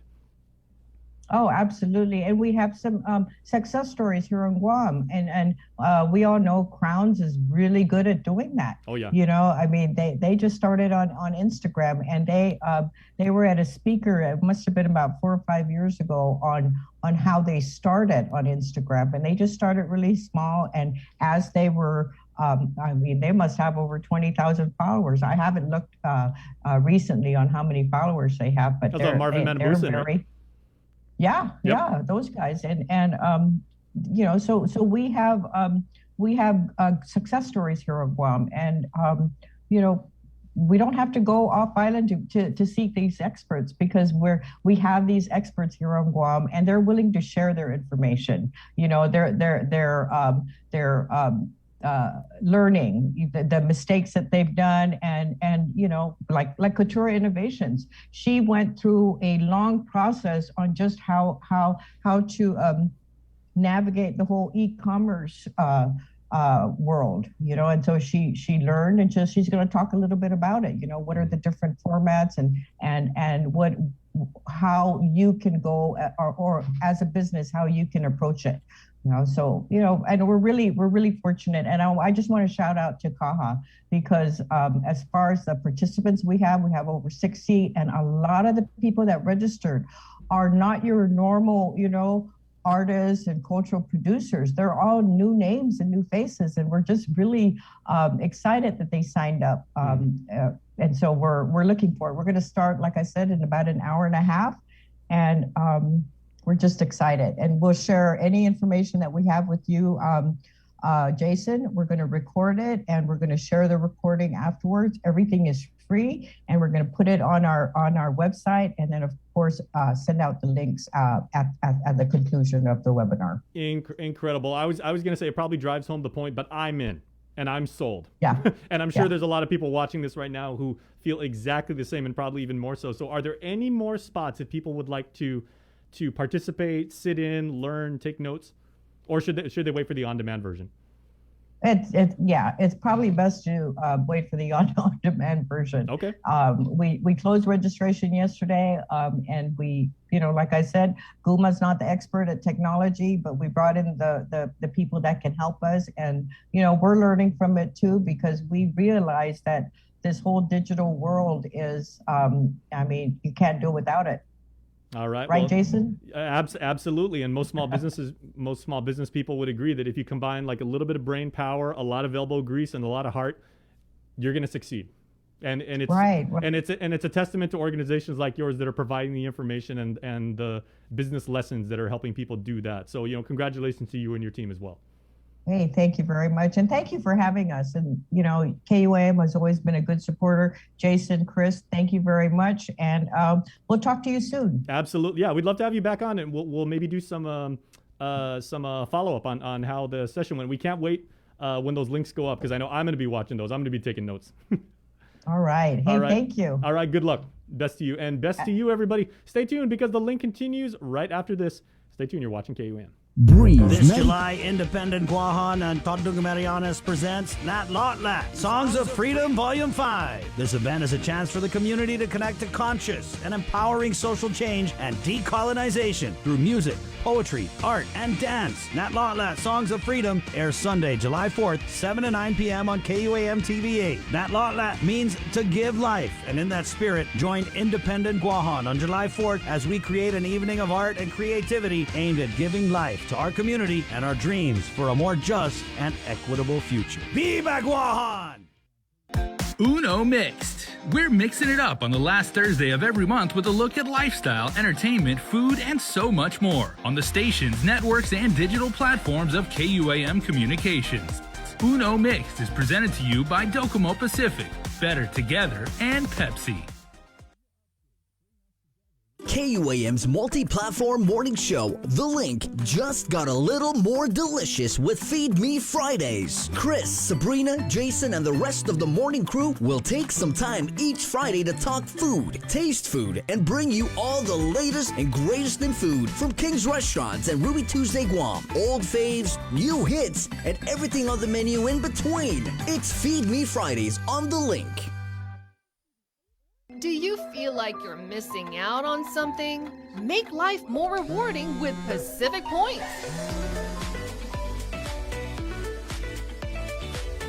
Earn and redeem points for bill rebates and free load at IT&E, discounts on fuel at Shell, vouchers at Foodies, and United Mileage Plus miles. You can even pay with Pacific Points at IT&E, Shell, and Foodies. Pacific Points. Do more, get more. Family platter of fried chicken? Check. Tray of red rice? Check. Birthday cake? Check. 1 case of water? Check. 12-pack of beer? Check. 2 cases of Pepsi? Check. When you have a long checklist but are short on time, we got you. Get it delivered by us. Order on the app or website at uno-go.com. Guam on demand. Shoot, I forgot the paper product. Oh wait, Uno Go has that too.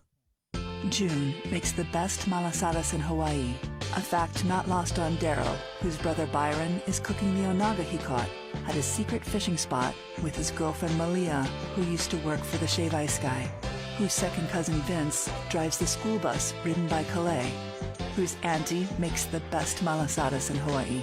Everything here is connected, and with the new First Hawaiian Bank mobile app, you can stay just as connected to your finances, and it all starts with yes. GU Self-Storage, conveniently located near the Harmon McDonald's. We offer affordable rates, online payments, and auto bill pay for your convenience. Plus gate access daily from 6 a.m. to 9 p.m. Call us today at 648-7867 for more information.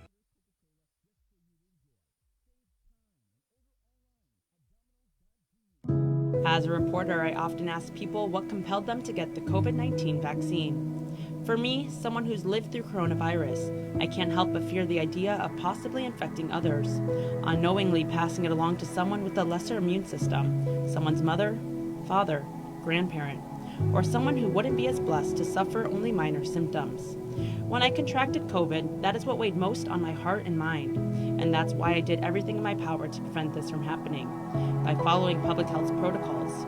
And now I am doing the same thing, being mindful my decisions, choices, and actions don't only affect me, but the entire nation. So I chose to get vaccinated, simply to protect others.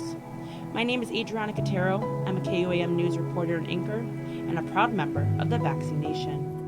Join the vaccination. Scan and plan. For more information, go to KUAM.com. Brought to you by American Medical Center, your partner in healthcare. You got the chromey smell creeping out your bedroom window. Throw your hands up high. Off a day. I see you bouncing in your ride. Off a day. So when you see 7:31. Good morning. Good morning, Jay. Good morning, Matt.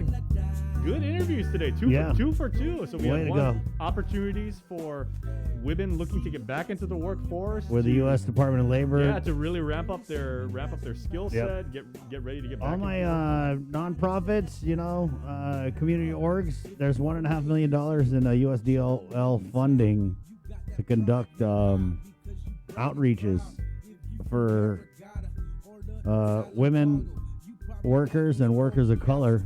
You could do that, Jay. Where's it again? Yeah, it's grants.gov. Right. There's also an email. Where's that email? as Chris literally trash picks. Right. From an email that he crumpled up like very Sorry. nice. Yeah, there's an email, but of course it's not on this page. Just stay tuned, okay? We'll get it. We'll get it for you. But guys, just on grants, there's so many grants people are getting nowadays. There's 1 million grants out there. Yeah. Get you a grant, start you up a little nonprofit. You know what I mean? Seriously, I mean, remember that book that came What out? do you guys What was that think? How's this sound? The Well, Empanada Project. You could Huh? probably get a grant for that. I'm pretty sure you could. And you know, like Indigenous Empanada Project. Give me $10,000. Remember that guy that used to have those infomercials, like with he looked like the Riddler because he had that suit and it was made of all question marks. Matthew Lesko, I remember that, and he said the Book of Grants, and he goes, the federal government, and this was back in the 90s. Oh, right? yeah. He That goes, commercial, right? The Yeah. feds are giving away so much money. If you want to go back to school, if you want Yeah. to start a business, if you want to do something out of the house, there probably is a program for it. And like another friend of our show, Holly Rustick, actually teaches training seminars on how you can write a grant application so you can get that money. Okay, so let's go. The Empanada Project. See, what we do is we do it like we're only going to be buying, eating, discussing 100% indigenous local empanada. Trademark Chris Barnett and Jason Tullis. That's your elevator 2021. pitch. That's it. Okay, we got it, right? It's compelling. Okay, it is. And That's knowing you would speak also with a lot of conviction. I would. You would have Bill Gates turn over a couple mil, for Just like that, this right? empanada sounds good. Right on. 7:33. He's got bigger things to worry about these days, obviously. Jay, so we're doing Feed Me Fridays. We're back at Ruby Tuesdays. Yeah. Okay, so the shoot is actually today. BTS behind the scenes. But we did. You guys dictate. Yes. What we eat. You are in control. We are crowdsourcing. Feed me. Yeah. Friday. And so there was a poll we did on our social media. Yeah. So Ken Nicholas, our director of social media, put together this delightful poll, and that's actually Lacey Martinez, who went with you to King's. Was it 2 weeks ago? Yeah. And did the thing. So we got a little animated GIF of Lacey back there. Nice. So whatever you guys want, there's 2 options, and whatever you guys want. Well, who's going with you tomorrow, by the way? Or I today? don't know. I might just go solo. Yeah, Chris will eat double portions. So you playing it? Yeah. Okay, and it was the ribs, right? The one. Yeah, so you can choose either ribs or there's another option. Let me bring it up here. So it's on Instagram. Check out KUM News. It's our Instagram story.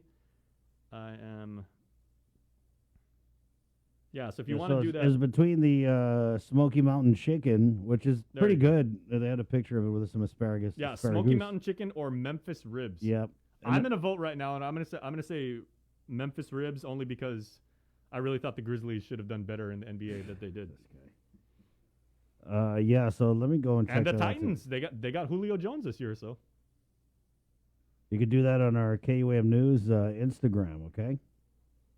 So would you like Chris, probably just Chris, to eat honey chicken or Memphis ribs? So I looked at the preliminary stats, and it was ribs by a lot. Ribs is like 80%, so it's probably going to be ribs, Okay. which What would is you- what would you- absolutely fine with me. Yeah. What makes the Memphis style of barbecue so distinct? Because we know the Carolinas is more sweet. Landon, talks about that all the time. The Carolina honeys, obviously, and then you've got the St. Louis style, which is more smoky. And then you've got like Texas barbecue, which is smoked anyway. Okay, here we go. Memphis-style barbecue is slow-cooked in a pit, and ribs can be either prepared dry or wet. Dry ribs are covered with a dry rub consisting of salt and various herbs. I don't like my barbecue dry. The wetter, the better. Yeah. Wet ribs are brushed with sauce before, during, and after cooking. That's tricky.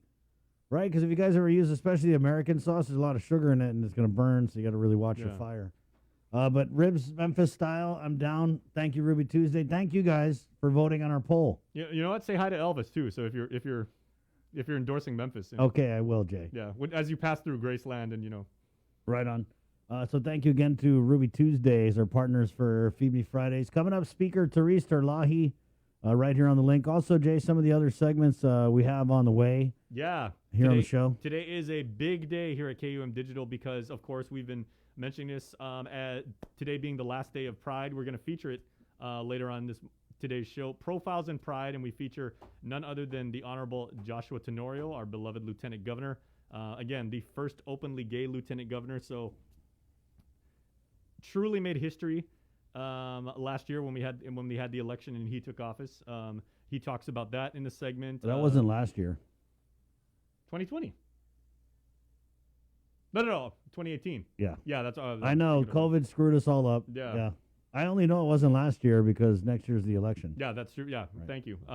So Lieutenant Governor Tenorio talks about that, talks about like various aspects. He's also the co-founder of an organization that seeks to have more diversity and inclusivity in public policy, and he's working on that. He kind of talks about that. And then, just what it's been as a gay man on Guam, having come out more than 3 decades ago. And I talked about this at the top of the show. I had no idea that Josh, as I can refer to him, Common, he's in my peer group, that he actually came out that long ago. Wow. So that's coming up also at 10 o'clock. We can't emphasize this enough. The premiere of Sabrina Salas Matanani's new podcast and the first episode, I mean, it is one of the most heinous crimes that we've ever Crimes Without Conviction is the name of our podcast. And before he was the chief of police, Steve Ignacio spent several years as an investigator with GPD's Criminal Investigations Section. He recalls the afternoon he received a phone call to respond to a neighborhood in Jigo to assist with a search. At that time, it was just a search for 4-year-old Diana Oli. Several hours, police scoured the Marianas Terrace neighborhood until they made a shocking discovery. And it's Crimes Without Conviction. We're going to play a little snippet from this episode coming up after 8 on KUAM TV. We'll also do the profiles in Pride. And the Maggies for the Nicholas Moore or the Michael Castro murder case. I'm sorry. I'm still getting DMs about like people are asking who won the $10,000 in the car. Okay, it is Wednesday right now. That's going to happen at 3 p.m. and we're going to share. It's going to happen on the governor's Facebook page, but just stay on our timeline. We're going to share that. You guys can find out. Okay, yeah, I know, and we'll just go over it again. I'm pretty it's sure. It's always 7:21 now, like on Wednesdays, and people say, "Hey, who won? How come you guys aren't saying it?" Yeah, day.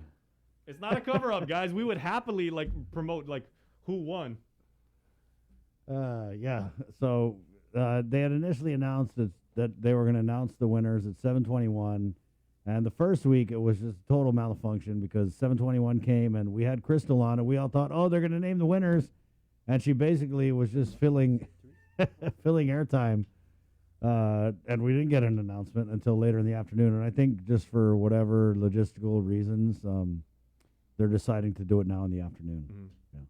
And again, as far as qualifications, you do have to be immunized, inoculated. You do have to receive do you have to receive both doses of the vaccine? Yes. Yeah. You do. Okay. Joseph says yes. Yeah. Thank you, sir. Yeah, I'll look that up. Yep. What we do know, obviously, he's Filipino. He has his PhD in raffles. Right, sir? What we do know as far as the eligibility. And then I should say the non-eligibility. So the governor's cabinet members they're not eligible. Are not eligible. Yeah, but their kids are. But but you know who is eligible? The senators. The senators are, yeah, definitely. Including Madam Speaker.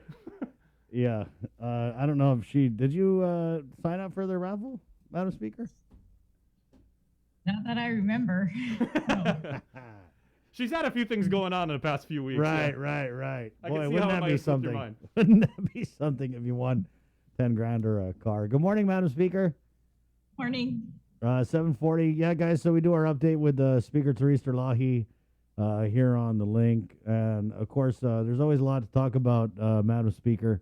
But we'll go ahead and give you the floor at the onset. Find out what's on your mind this morning. Oh, well, we're in the middle of session now. So we've gone through a couple of bills. This morning is kind of a big day. We're going to be going through the bill for financing of the healthcare center, the complex, and this bill proposes, it's sponsored by Senator Jocelyn Augustine and others, and it proposes to take the earned income tax refunds, reimbursement that Guam is slated now to receive, and put about, I think 36 million of that towards this healthcare center every year.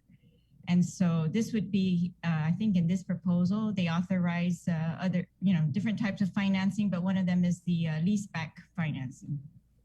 So that's one bill. Another bill we're going to be addressing this morning in the Committee of the Whole is also a bill that it's sponsored by the Vice Speaker that's going to allow persons at the prison to be able to call their lawyers and their families. And I guess it's the way that they've been charged that we're trying to affect by this bill, the cost to them, or so to allow that a service to be provided like that in the prison. That's those are the two in the Committee of the Whole. We're going to resume after that back on bills 108 and 109, which are relative to adoption. Yeah, I was looking at that, Madam Speaker. I'm sorry, but on our report it said that the bill had been set aside. Yeah, we set it aside because some of the senators wanted to get further clarification from the Department of Public Health. We had received a letter from the Deputy Director of the Department of Public Health yesterday during our deliberations, and raising some concerns with the bill. And so some senators want to get clarification from public health. So we set it aside so that they can do that. Right. I was just looking actually at this letter from public health here. And I guess the debate really centered on rules and regulations for adoption agencies setting up shop on Guam, right? Was that your takeaway of it?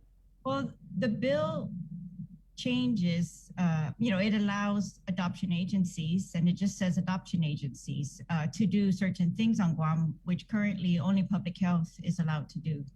And so the rules and regulations concern is that, if there are no rules and regulations as to, how we are authorizing, which adoption agencies will be authorized, or, by what standards will they be approved or not approved? It doesn't even really require that public health approve them. And so that's what public health wants. So that's kind of some of the debate. That was my debate as in particular. I want, if public health is currently charged with the custody of children, that have been given up for adoption, or the custody of children that have been given up under that, relinquished under the Safe Haven Act, then, I want, and they're mandated to, comply with all these criteria. Then I want these adoption agencies to be able to work with public health to ensure that this is happening. It's kind of, I think in other jurisdictions that they do work with their public health authorities or this type of authority to ensure that, they're always regulated. Yeah, I'm just going to kind of go over, Madam Speaker, if you don't mind, just a couple of the recommendations that public health had made. There was a lot of recommendations actually made on this bill. Well, first was on the intent. They said, in reference to duly licensed under Guam law, is this pertaining to an agency's business license provided by Revenue Tax, or is this referencing a process that needs to be developed which will license private adoption agencies in order to regulate? I'm not aware of existing rules and regulations for adoption agencies to be licensed on Guam. And so I think Senator Torres had argued that, there were existing rules and regs for this type of thing on the books, but that's kind of where it got heated, right? Yes. Yeah. So obviously public health is saying there aren't, right. And there has never been. And so they're saying, right now, someone just gets to come in with a business license and say they are an adoption agency. And in this case, we're lucky because this one has been licensed probably in Hawaii. That's what they've told us, right? And so that they're certified in Hawaii. However, that's what I think we just have to be on guard for, is that we don't want anybody to come in and set up shop and get a business license if that's all they're required to do, and say that they are an adoption agency and then be able to take custody of children. So we want, we want to be sure that public health is always in this process. It seems And kind of. I really think that they can work together if they were allowed the opportunity, that public health would work with this adoption agency. And I don't think we need to mandate it by statute. They also make a recommendation on Section 2 of the bill. Selection of adoptive parents, adoption screening committee, composition of committee, page 3, line 1. A representative from an independent adoption agency. Question from Public Health Deputy Terry Yogan. If the adoption agency is doing business on Guam, how are they independent, private versus public? In the interest of the process to ensure objectivity is maintained throughout the process, I do not recommend a representative from a private adoption agency serve on the adoption screening committee, as this would appear to be in conflict of competing interests. And that kind of seems to be I don't know, just from my takeaway was that this bill it really seems to be serving up some very sweet conditions for the adoption agencies, whichever one it is. So that's going to be continued tomorrow? Today. So this morning, first thing we'll do is go into committee of the whole on the two bills, the financing for the healthcare center bill and the phone calls at the prison bill. Then we will get out of committee of the whole, go back to regular session on bills 108 and 109. Those are the adoption bills and the safe haven bills. Yeah, so what about Bill 112? Because I know you had a press conference Friday, and you came on the show Friday. Haven't really, I tried to reach out to Dr. Wen, but we know he's on vacation. I think he's doing a college send-off for his daughter, so he hasn't been able to come on. But outside of him and the multiple letters that we saw from various doctors and Dr. Shea's incessant social media posting, what have you heard from the doctors? Has there been any development at all, or did they just kind of like put out all those letters about we're not going to do this procedure, we're not going to take care of these patients because we don't like this bill? Well, I continue to receive letters from different healthcare professionals. Some, I would say mostly against the bill. I will admit that. A couple are in favor of it. But I think, sometimes when I read the letters, they are being quite general and saying they don't like the bill. Any change to the malpractice law is going to affect how they practice medicine. And so I really want them to flesh that out. And I'm really hoping that during the public hearing, that when, the public comes and the medical professionals come, that they're going to be able to be more, detailed. And in the last public hearings that we had, we had several on this topic, right? We took into account a lot of this, the threats by the doctors that, we're going to leave Guam, first of all, if we, can't get special coverage, or we're going to stop providing specialty care. And that one, of course, I think I want to say that was one of the testimonies that really stayed with me. And I thought about it for a very, very long time. And that's one of the reasons why this bill that I propose does not go all the way. It does not repeal the medical malpractice mandatory arbitration completely. It gives another process, another screening process, again, that's not provided in 23 jurisdictions. And it gives this special process. I wanted to continue to allow a special process for doctors, but one that people who could not afford it right now could afford. And so they've got a special screening process that I don't think, that's one of the options was to allow no special screening process at all. But we have allowed it. And another thing that I went out of my way to make sure that this bill would include the exact same standard of care that we have today, because that was the threat, that we're going to change the way we practice. Well, if it's allowed today, then under my bill, that exact same standard of care that you are practicing is allowed tomorrow. It's the same. And so that's why I really want to hear more of the specifics as to, they say, that this is still going to change their standard, their way of practice, but I really need them to be specific on that, because the standard of care is exactly the same. We made that very clear. So if they're saying what they've done today is okay under current law, then it should be okay tomorrow under current law. The only thing we're changing here is this process and the costs to go through, a screening process. And that's it. Not any, mandate of how they practice their medicine. I think a question I'd want to know is, how does this affect the doctor's bottom line? I mean, what is it going to cost the doctors? Because you're right. I mean, I've been following it really closely, and we don't really see, the generalities that we hear about are that, it's going to make it easier for people to file frivolous lawsuits. And I know you've disagreed with that point on previous appearances on the show. Yeah, that's what this screening process is all about. It's like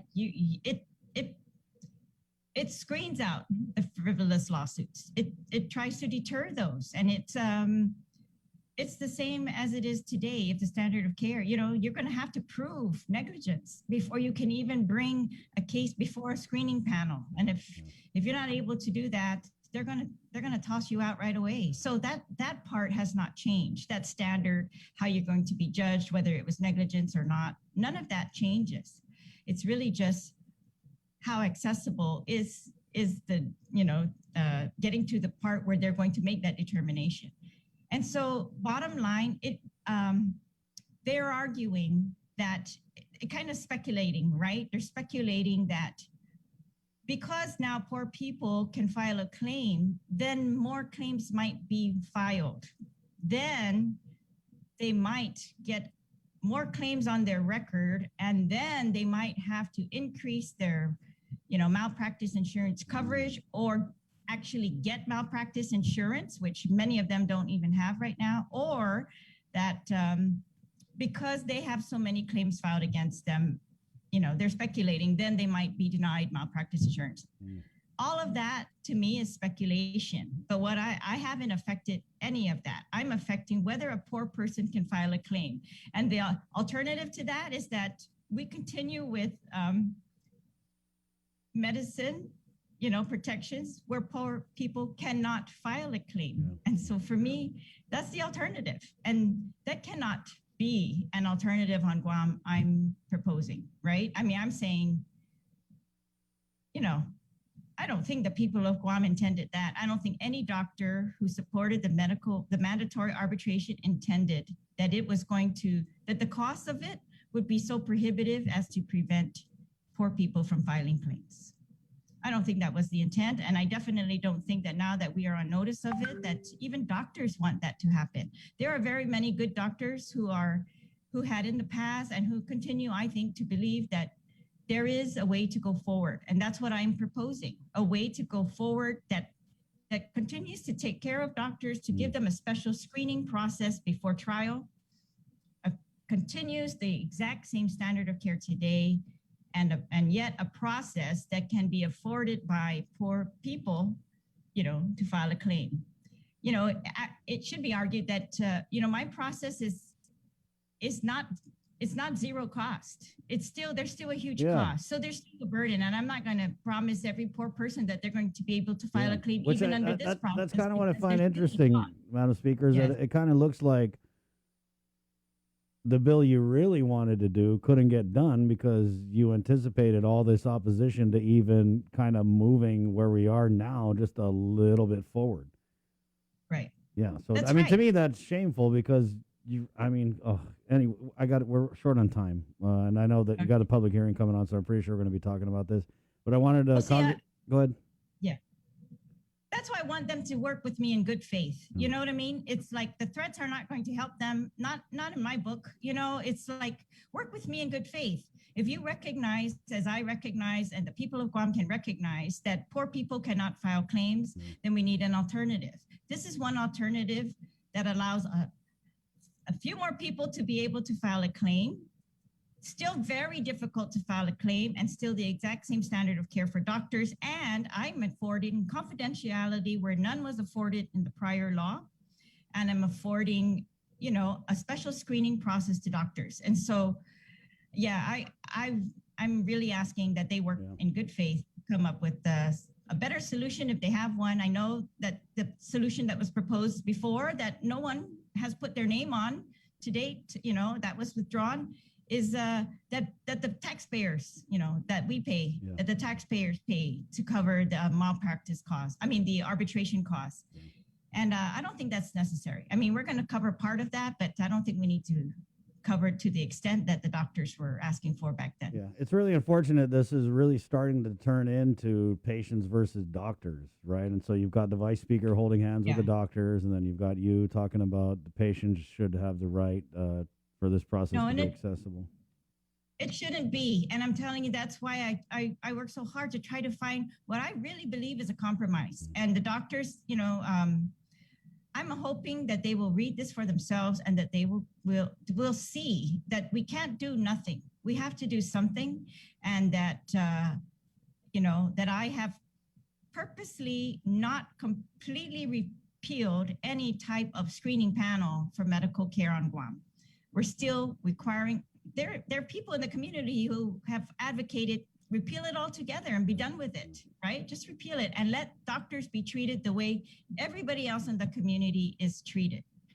But we didn't do that. We continue to allow a special screening process, just one that is more affordable, and that's really it. And so the care that they practice today, they should continue to practice, or they really should justify why they are not able to practice that today versus yesterday. What changed? That because it's not my bill, it's something else that is, I think, leading them to do that. Or if they think they're doing that as a political, response, then I don't know what to say about it. Sounds like something out of Auntie Lou's playbook. We got just a couple of minutes here, Speaker. We had doctors threatening us before. Remember on the hospital when they came down here with the, black armbands. That's to me where that's where they kind of lost me a little bit and I think people should know that you're right. Nothing has changed. This bill has only been introduced, and they're already sending letters to patients saying that, hey, we're not going to take care of you anymore. You got 30 days to find someone else, which is to me just really disingenuous. But we have a couple minutes. Congressman's speech, your takeaways, any actionable items there that you took interest with? Well, I agree with him on some of his things, particularly the projects that I think that we should use this money for, and the projects that he is pursuing, for example, the Fishermen's Co-op, mass transit, that this money really should, the ARP 600 million really should help us to resolve longstanding issues. And he mentioned specifically the Chamorro Land Trust. And of course, I'm very happy that the Agent Orange legislation is going forward in Congress. We have a RECA bill that Robert Celestial's been working almost weekly. He has phone calls with the staff of these senators who are actually drafting the bills. And so I want to commend him for his work. I think he's really been able to keep Guam in that RECA bill. So I'm really looking forward to its introduction soon. And I want to thank him for his work on that. And of course, the congressman's right that we have an opportunity here that we have not been afforded on Guam in decades, and I don't want to screw it up, and I don't think anybody wants to, and so we just have to work together. But I'm hoping that that's what we do, that we're going to be able to work together to give the best ideas, to finesse those ideas, and that so that the people of Guam are also going to feel satisfied that they had input and that their concerns are being met with this new money. Right. I thought it was interesting when he was kind of doing that piece at the end where he was really imploring the wise spending of this ARP fund. He said, with $600 million in funds available for deployment and other various programs, there's no more EITC or Medicaid gap to fill. We'll not see a similar confluence of circumstances that will bring our credit rating up and increase our debt ceiling capacity like we have today, which means the people in this room, to include myself, if we screw this up, we screwed up permanently. But the thing I thought was kind of funny was that he was really saying, let's spend this money wisely, but we're not even spending it at all. It's sitting in the bank until maybe the end of July, which I still can't wrap my mind around. Me neither. Well, particularly for the rice, you know, for anything else that might be controversial, Sure. then maybe, you know, hold the money. But Yeah. for things that are not controversial, such as that, it really should be, if they need the money and we're intending to give them the money and we've set by law to give them the money, let's give them the money. And yeah, I don't see the reason for the delay. And I think that it could really help people right now. It's very obvious to me, and that, you know, even, I don't know, the longer we wait, the less impact, you know, $800 has. Yeah, you're right about that. Madam Speaker, I got to go, but thank you so much for Thank the you. update, and good luck. Have a great day. Thank you. Take care. That's Bye, everybody. Madam Speaker Therese Terlahi. Let's go ahead and do it. KUAM TV, here we come.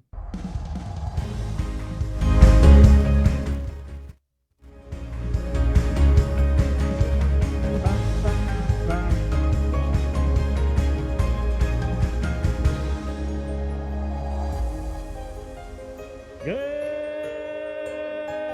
morning, Juan. Right on. Good morning, KUAM TV. Welcome to The Link. Wednesday, June 30th episode of the show brought to you by Pacific Points, Combo Enterprises, IT&E, and Jack in the Box. At 8:01 coming up on the show. Department of Education Superintendent John Fernandez, GVB CEO. We got to send him a reminder text. Yeah. Okay.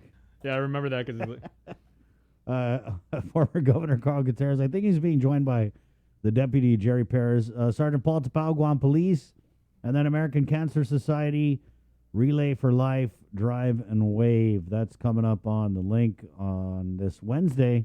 It's June 30th. Let's go ahead and head right there, 3 feet away, for the very latest. From the KUAM News team.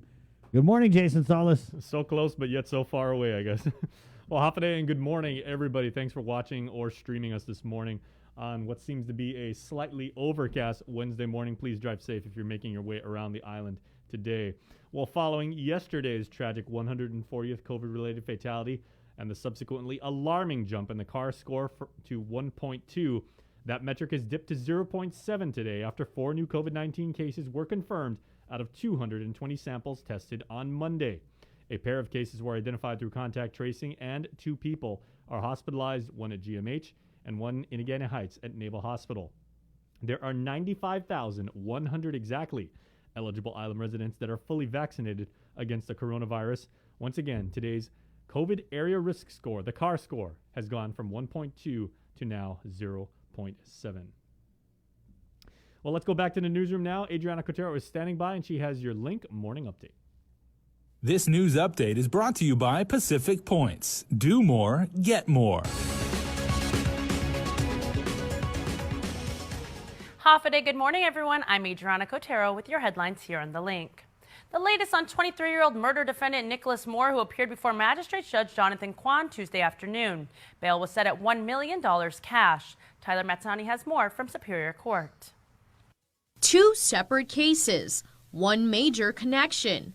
Drugs. Appearing before Magistrates Judge Jonathan Kwan, Nicholas Wayne Moore was read the charges filed against him for 2 separate cases. For the murder of Michael Castro, court documents state that during the course of GPD's investigation, it was learned that Moore and Castro were associated with each other through the use of illegal drugs and prescription pills, and that the 2 were involved in a recent falling out. It's alleged the 2 also had a mutual female acquaintance, an agreement in which she would perform sexual acts on Castro in exchange for money. Court documents describe an incident where Castro initially paid her, but then allegedly stole the money from her after the fact. When Moore found out on October 29th, he allegedly told a SOI, or source of information, that he was going to, quote, take care of Michael. On November 6th, Moore allegedly told an SOI that he murdered Michael with a combat knife. He further asked the SOI to erase surveillance footage at Unitech, the company owned and operated by his father, Leroy Moore. But the SOI declined. Moore also allegedly told the SOI that the body was in a barrel. On November 12th, police seized surveillance equipment from Unitech's office, but it was determined the system had been tampered with. When police questioned Leroy Moore, he told detectives that his son was the only employee who had access and control of the system. Blood samples, a gun, and the combat knife were all confiscated by detectives. Court documents state that Nicholas Moore admitted to knowing Michael Castro and having past dealings with him involving the sale and use of illegal drugs. He was charged with aggravated murder as a first-degree felony with special allegation for use of a deadly weapon in commission of a felony, and murder as a first-degree felony with special allegation for use of a deadly weapon in commission of a felony. His bail was set for $1 million and was ordered to not speak to witnesses, his father, and Unitech employees about the case. Separately, bail was set at $100,000 for a drive-by shooting that occurred in Agania Heights the night of October 15th. Multiple witnesses and an SOI confirmed that Moore was the shooter. Court documents included text messages about what transpired and even a direct message or DM from Moore's mother to the confidential SOI demanding the truth about what happened. According to the magistrate's complaint, it is alleged that Moore was upset that money was stolen from him and went to Agania Heights to confront the individual. However, when he shot his gun, he mistakenly injured another person. For this case, he was charged with 2 counts of aggravated assault as a second-degree felony, terrorizing as a third-degree felony with special allegation for use of a deadly weapon used in a commission of a felony, and possession of an unregistered firearm as a third-degree felony. He was also ordered to not speak to any witnesses or his mother regarding the case. A preliminary hearing is set for July 9th at 4 p.m. Reporting for Guam's News Network, I'm Tyler Matanani. A widely circulated video on social media of more than 50 stray dogs gathered in Tizon prompted the Mayor's Council of Guam to come up with a plan to address the issue. KUAM's Isaiah Uggan has this report. This video right here has made its way to Instagram, Facebook, Twitter, and even TikTok posts displaying 40 to 50 dogs somewhat healthy gathered in a yard of abandoned housing units in Tizon. PD Mayor and Mayor's Council President Jesse Alex said that he is concerned for the safety of village constituents. He shared that Barrigada Mayor Jr. the dogs do not intercede the airport's functions. Reported for Guam's News Network, Guahusi Isaiah Uggan.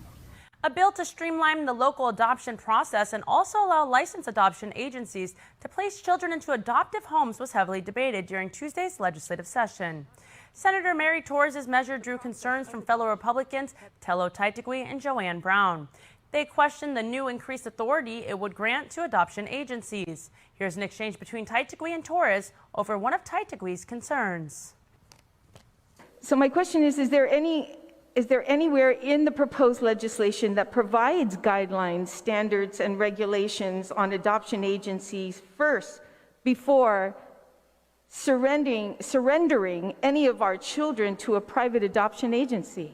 You have to go back to what I've been trying to emphasize. The oversight and control of any issues that deal with Child Protective Act fall under the purview of Department of Public Health and Social Services, Child Protective Services. Adoptions occur all the time on Guam. They occur with agents that are attorneys. They occur with relatives who go between themselves. So it's, bottom line is, the laws are in place, public health has oversight, and that's what it is. Is there a specific law to how to set up an adoption agency? Not yet, but that's not to say that they're not set up lawfully and that they don't conform to all the Guam laws that deal with child safety and adoption procedures. However, several senators were still concerned about the lack of rules and regulations for the licensing of private adoption agencies. A motion was passed to temporarily set aside the bill until senators could get more clarification from the Department of Public Health regarding their position on the measure. A groundbreaking ceremony was held Tuesday on a repaving project for what is arguably the busiest stretch of Marine Corps Drive. The project involves about 1.5 miles of roadway from the intersection of Governor Carlos G. Camacho Street to Airport Road. Work includes restoration of distressed and failed asphalt, replacement of utility manholes, repair of drainage inlets, and replacement of old sign panels and new stripping. On an average day, an estimated 33,000 cars travel along that route. Public Works Director Vince Areola says they hope to keep disruptions to a minimum. We're doing as much as we can to alleviate the traffic here. The good part is that Tamuning in the Tamuning area, there are a lot of feeder roads, there are a lot of arteries going around Marine Drive, so it should hopefully keep traffic to a minimum. And a lot of the construction is going to happen at night. There's going to be a lot of night construction. The $7.2 million project is funded by the U.S. Department of Transportation Federal Highway Administration. Contractor Hawaiian Rock is expected to complete the roadwork in about a year. That's it for now. We'll see you tonight for KUAM News Primetime. This news update is brought to you by Pacific Points. Do more, get more. More.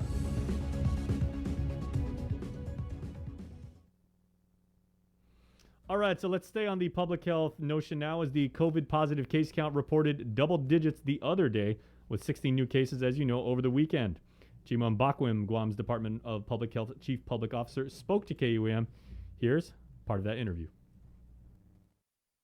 3 of them are military cases, and 13 of them are local cases.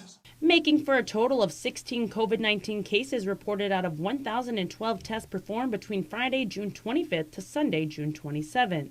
According to Chief Public Health Officer Chima Mbakwem, out of the local cases, 7 are residents, while the other 6 were tested for COVID while in transit. And they turned positive. So we counted them as our local cases because they were tested on island, but theoretically, they are not part of us. Initially, there were only 3 cases involving residents, but then that led to 4 close contacts contracting the virus from a family unit. Mbakwem says there is no community spread. As for vaccinations on island, we're trying to play catch up. We're working extremely hard, to make sure that we vaccinate as many people as we can on the island. Because it's proven, and with the Delta variant, locking around in some of the countries around us, it's important that people, go get vaccinated to get some degree of protection in case, for any reason, we get hit. the Delta variant was first identified in India and is currently spreading rapidly across the world. According to the World Health Organization, it's the fastest and fittest coronavirus strain yet. Fully vaccinated, not fully vaccinated, try and protect other people, wear your mask. The Joint Information Center reports 94,973 individuals to date are fully immunized on Guam.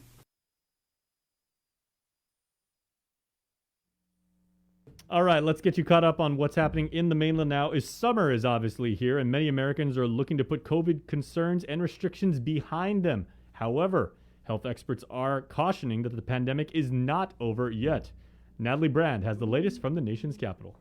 As COVID restrictions continue to lift nationwide and the first cruise ship sets sail, health experts remain on edge over the fast-spreading Delta variant in communities where vaccination rates still lag. If you're not vaccinated, Delta is highly transmissible, is more dangerous. The U.S. will fall short of the president's July 4th goal of 70% of adults at least partially vaccinated, and a number of southern states remain below the national average.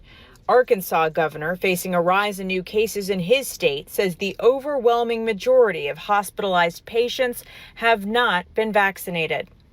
If incentives don't work, reality will. And as you see the hospitalizations go up, the cases go up, I think you'll see the vaccination rate increase as well. Other states are still banking on incentives to help boost vaccination rates. We still have $3 more million drawings. And North Carolina's governor introduced the first 2 winners of its COVID vaccination lottery. Who believes that you're going to win $1 million? A second lucky winner received $125,000 for college. Another dose of encouragement comes from a new study that says the 2-shot vaccines made by Pfizer and Moderna may protect against the coronavirus for years. But some infectious disease experts are now considering whether the Johnson & Johnson single-shot vaccine may require a booster shot of a different vaccine to protect against the more contagious Delta variant. Right now, the CDC is not recommending booster shots for any of the approved vaccines in the U.S. Natalie Brandt, CBS News, Washington. And now here's Chamorro News with Uncle King Conception, brought to you by your friends at First Hawaiian Bank. Buenos days to get some to be finut sa morgan ni KUAM News. Presenta ni Familian Mizo gi First Hawaiian Bank. Mas nuevo na informasyon po si Nicholas Moore, 23 años na edad, lumatake na mamuno sa ano gimen ni Magistrate na West Jonathan Kwan ginigam na taluani. Ito na bayaw sa mapege yun $1,000,000 na salapi. Doses sinakaw sa lopot parewa na rason. Ibinenu. Ano gidokumento ni Korte na entry itempo ni maimbestiga si Moore ni Guam Police Department, masodaw na matungod dyan si Michael Castro, 27 años na edad, entry inisan binenu dyan ni prescription na pidura siya dati umafamalik gilusot tumus. Haga, paki, dyan si Combatero sa matsuli ni polisiya. Ma-charge si Moore ni aggravated murder ni permit grado na felony, then espesyal na alegasyon sa pudyan na sedbi at masamuno ani committee felony, dyan murder ni permit grado na felony, dyan espesyal loki na alegasyon sa pudyan na sedbi at masamuno ani committee felony. Gisapara na kao sa mapege bail niya, $102,000 para matsaki niya no drive-by shooting nung masusedi giza Agania Heights. Gipangin niya 15 Oktubre gimapos na sakan. Sigaw ni complain po dadzo, nalalo si Moore sa pagmasakengwan ni Salaped niya, zamana para Agania Heights, pero kobla yung suspepetsa, lo niya paki, latsi za otro na tauto hadansi. Pareste na kausa ma-charge na 2 na aggravated assault no segundo grado na felony, manispapanta no mina 3 grado na felony, dan espesyal na alegasyon, pwede na sadbi mas mamuno ang committee felony, dan mangangat ya paki ni Timalehestra no mina 3 grado na felony. Mawad din loki na mga naukintusi masyahadzi ni tumastigo no STC na kinantadisi dyan sinananya pwede na kausa. Ito na preliminary hearing sa Dian Webi gihulyo gilas 4 gipupuengi. Mas gininikoti, gidurante ni John status hearing gi Lunes si Matthew Manibusan imatake na mamuno ikoti sa kulan para umaapreba no gwa mas talo abagaw para sa Manibusan sa private investigator. Sigon nilay ginigizagwahan kung umatake tato ni permit grado na felony mamiresi maski uno na abagaw hurin presenta. Masaki si Manibusan pura puno pumaki si Joshua Meno gi abrit na mes. Masoday tato tano si Meno gi kanto ni Swam Road at Salan gi zadededu. Afafana si Manibusan 2 na kwenta na murder ni permit grado na felony, 1 na kwenta na aggravated assault no segundo grado na felony, dyan lamigay na kinanta DC put atmas. Iabagaw niya si J. Ariola na matinas motion na ma-post bail gi ipropiedad ni balin $300,000. Ikoti sa odin $100,000 na bail gitutuhon. Otro asunto, kahuli pinino COVID-19 gi 140 gitaluan in Domingo. May report ni Joint Information Center na pasaulas stress gi Domingo, kung 65 anyos na edad taw-taw, nugay sa nudoto siya yasta sa pinino ni Pesti gi Naval Hospital. Manmiti gi hospital gaya desta na lahi gi 21 gi Hunyo. Sa positibo test niya para COVID ani maadmiti. Timasangan ni Joint Information Center ko esta na taw-taw mabakuna. Yotro sunto por Pesti, sa puri kahuli numero ni man positibo test niya para COVID, listimapos na semana, kahululo ko yung numero ni tao-tao siya ni man matetes. Idebat ni na test para komunidad. Sa kontinua, ginigab, gihagis carnival na dugad, gizatizan. Sa pinad-adto siya, esta man mabakuna ni kabalis. Este ma-report ni Department of Public Health and Social Services Nursing Resource Command si Margarita Bautista Gay. Ilang man mates gisinigon. Sa manya sa gazampo din na narasyon na tao-tao siya naguma gifyun uno na positibo yung test niya para i-COVID. Si 39 mamates gi matis sa 5 sa positibo test niya. Uno hagwi gi 5 sa kabalis esta ay mabakunan niya. Otro na sinigo na kombinasyon mates dan para mabakuna sa para masusedi paguna dia desde las 9 giega hasta la 1 gitaluani gi Farmers Co-op gi sa dededu. Yuto mo na asunto, adji grab and go na programa ng kano gin ni eskwela sa Magpo siyempre gi 8 mes gi Bednes dia 16 gi Hulyo. The Department of Education sa manahutag notisya gi Lunes na gisakan ni eskwela 2021 hasta 2022 kasi 80% na estudyante sa mamanan nga para mabirya siya tati gi eskwela para 5 dias no face-to-face na finanawi kada semana. Kung may kalinga ito na tawag siyempre oportunidad para managbaha un dia gwi na semana para man-distribute ng kano. Este na programa sa sedi din distribute ng kano kada Bednes gi 41 na eskwelang publiko numan mananay hutag ng kano para 5 dias na prevensyon. Para Guam News Network, Gosik and Conception. Yasunto ifinut sa muro sa presenta sa ninafato ni Familiang Mizo gi First Hawaiian Bank.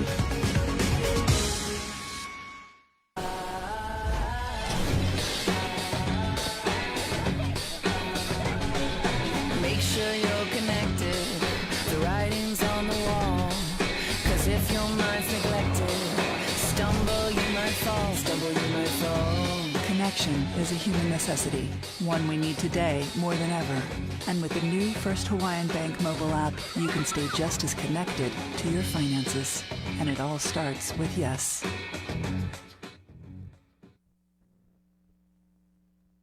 Okay, everybody, then we've been telling you all morning, and in about an hour and a half, a few minutes more actually, the debut of Sabrina Salas Matinani's She was new just monthly 4 podcast, years old. Crimes It Without was Conviction, a is going to report drop of right a missing here girl, on our and Facebook there feed. was a search being deals conducted with by patrol, the and we were notified of the discovery of the body. But more than 20 years after Deanna Ali was raped and murdered, no one has ever been convicted. We have a clip for I don't you. think there's another Now word we're going for to it. play It was some of that. And remember, she interviewed, Sabrina Salas now Matinani Chief brings you Police Crimes Steve Without Ignacio. Conviction, He recalls Episode his 1, time Innocence as a Lost, on the KUN line Podcast officer, Network, available on demand now the on all investigation streaming of platforms. the case, and also featured in that show is attorney Tom Fisher. Right, Chris? Yes. Yeah. So this is up on the KUN Podcast Network, Jay. Yeah, well, it's gonna be live, the video version at 10 a.m. If you'd like to subscribe, so you can get all of our podcasts on any device whenever you want. You can hit the podcast link on our website. Just go up at the top in the navigation bar. Just hit podcasts, or if you're on your favorite podcast platform, if you're on Amazon Music or Audible or Spotify or Apple Podcast or Google Podcast and everything, we are all over the place. So just make sure to search for Crimes Without Conviction. You can subscribe to Breeze Podcast. But here is a snippet of episode 1, which again has the debut, the world premiere, in about 90 minutes from now. Father was a alcoholic. He was a chronic alcoholic. It's if I'm not mistaken, we uncovered information that he was actually kicked off the military base and forced to stay off base because he had been caught, I believe, several times, if not a couple of times, driving under the influence on the military base. So he was a threat to their military service members, so they forced him to move off base. And that's how he ended up at Nichelle Terrace in Jigo. But you say, and like you said, you guys had the DNA evidence, you had the circumstantial evidence.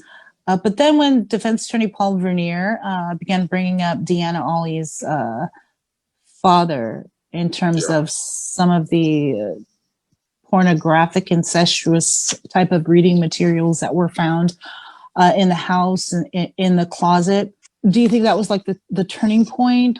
Yeah, I suspect we fought, tooth and nail to keep.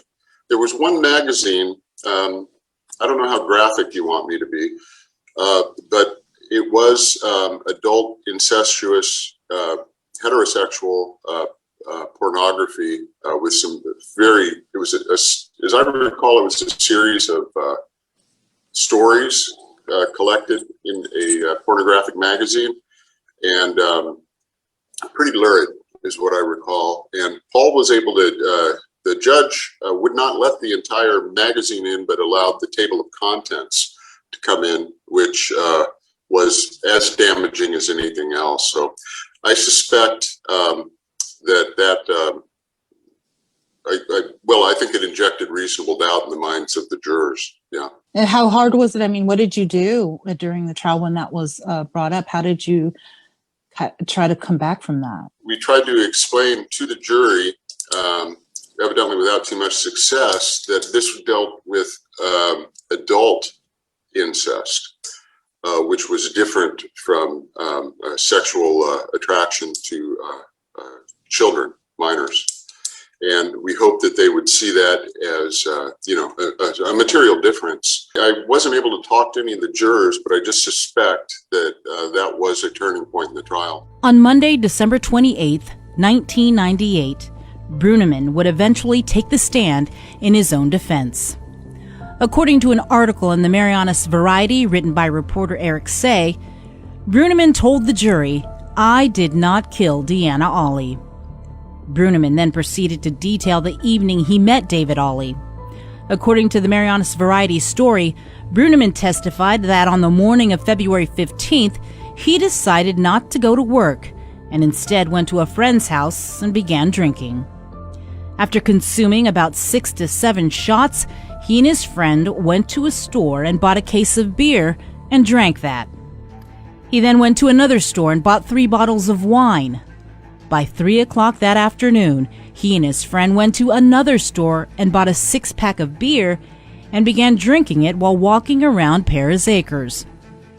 Bruneman then told the court that he had heard about a party in Marianas Terrace. It was around 8 p.m. when he came across David Ollie sitting outside his home. The two began talking, and Ollie gave him a rum and coke. Deanna, he said, was playing and riding her bicycle. Ollie eventually went to sleep in a room in the back of the house, leaving him with his daughter. Bruneman told the jury the only contact he had with Deanna was when she asked him to help her put a cartoon video in her room.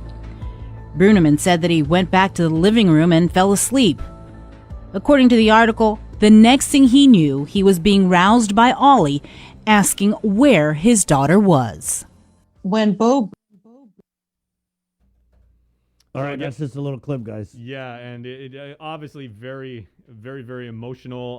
The details can get quite graphic. And, Yeah. and for those of you who have followed Guam news, for a very long time, this is probably going to take you back to just like a time. This is pre-mobile, pre-social, pre-internet, and everything like that. It's probably going to stir up like a lot of memories, obviously, that one would not want to revisit if you were following Guam news at the time and everything like that. But so in Sabrina's podcast, again, it's going to be at 10 o'clock. That's going to be on Facebook Live. Just stay on our timeline. You're going to get it when it does go live. And Right. That's at 10 a.m. Right. Other things happening today is they're doing this little thing they call Vaccine Win. Yes. It's a raffle for $10,000 in American money. And also Thank you for qualifying a that. brand new car, which I think today it's the Kia Soul. Thank you for qualifying that it's American money. I as just oppo- want every- I'm as all opposed about to it. Deutsche Marks, British Just, pounds, Yappy Stone money. pesos, Right? Yeah. So there you go. won, yen.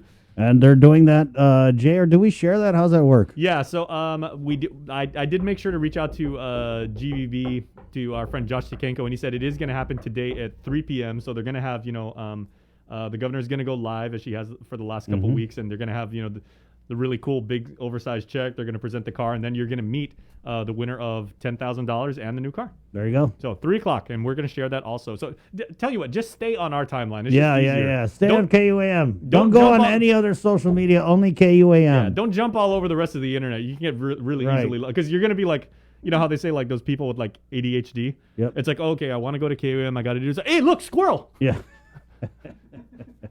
Yeah, just go to KUAM. Leave it to us. We're the pros. We do the news. Kanye's going to do something. He's going to distract you, and then, Yeah. All right, it's 8:30. Let's go in with Superintendent John Fernandez, the Guam Department of Education. Good morning, John. Thanks for joining us.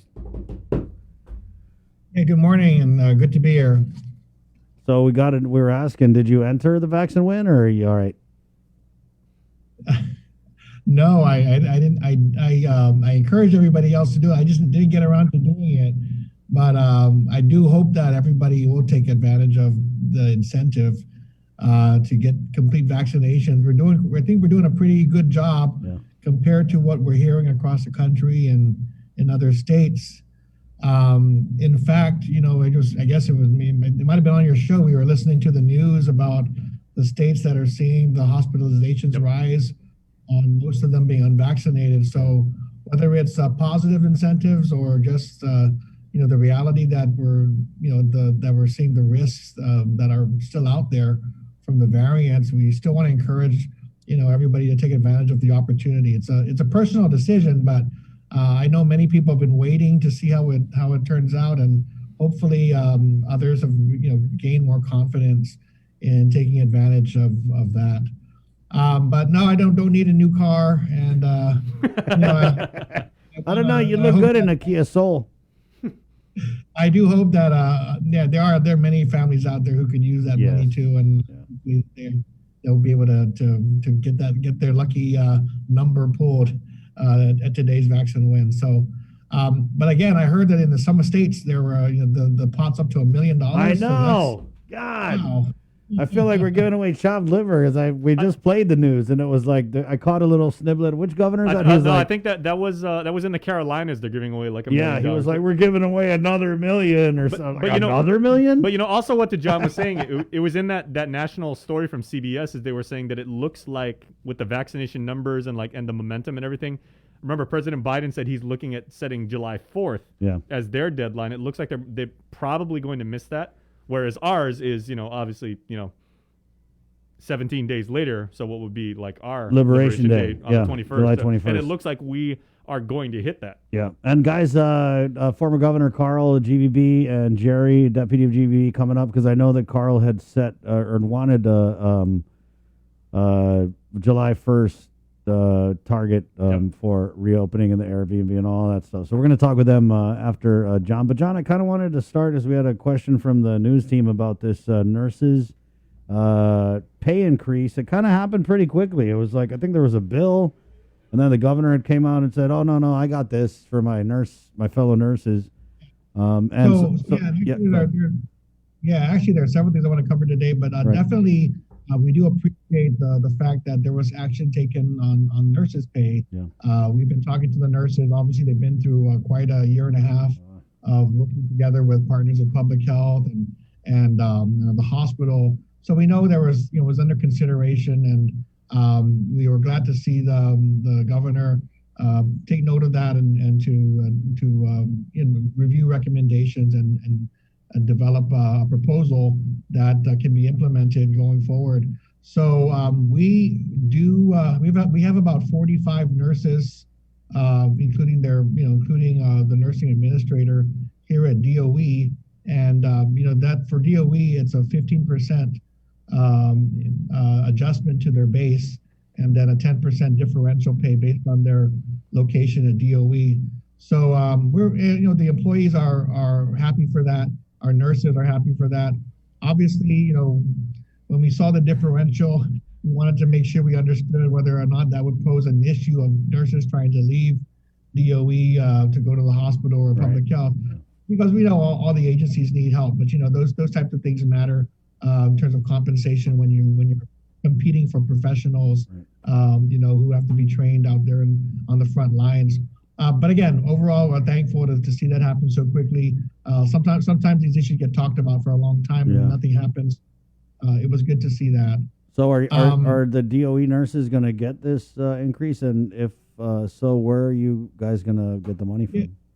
So we're in communication with DOA and BBMR and the governor's office with regard to the remaining costs for this current fiscal year, which is we believe it's less than 100,000 or around 100,000 to get from the August to the end of the fiscal year.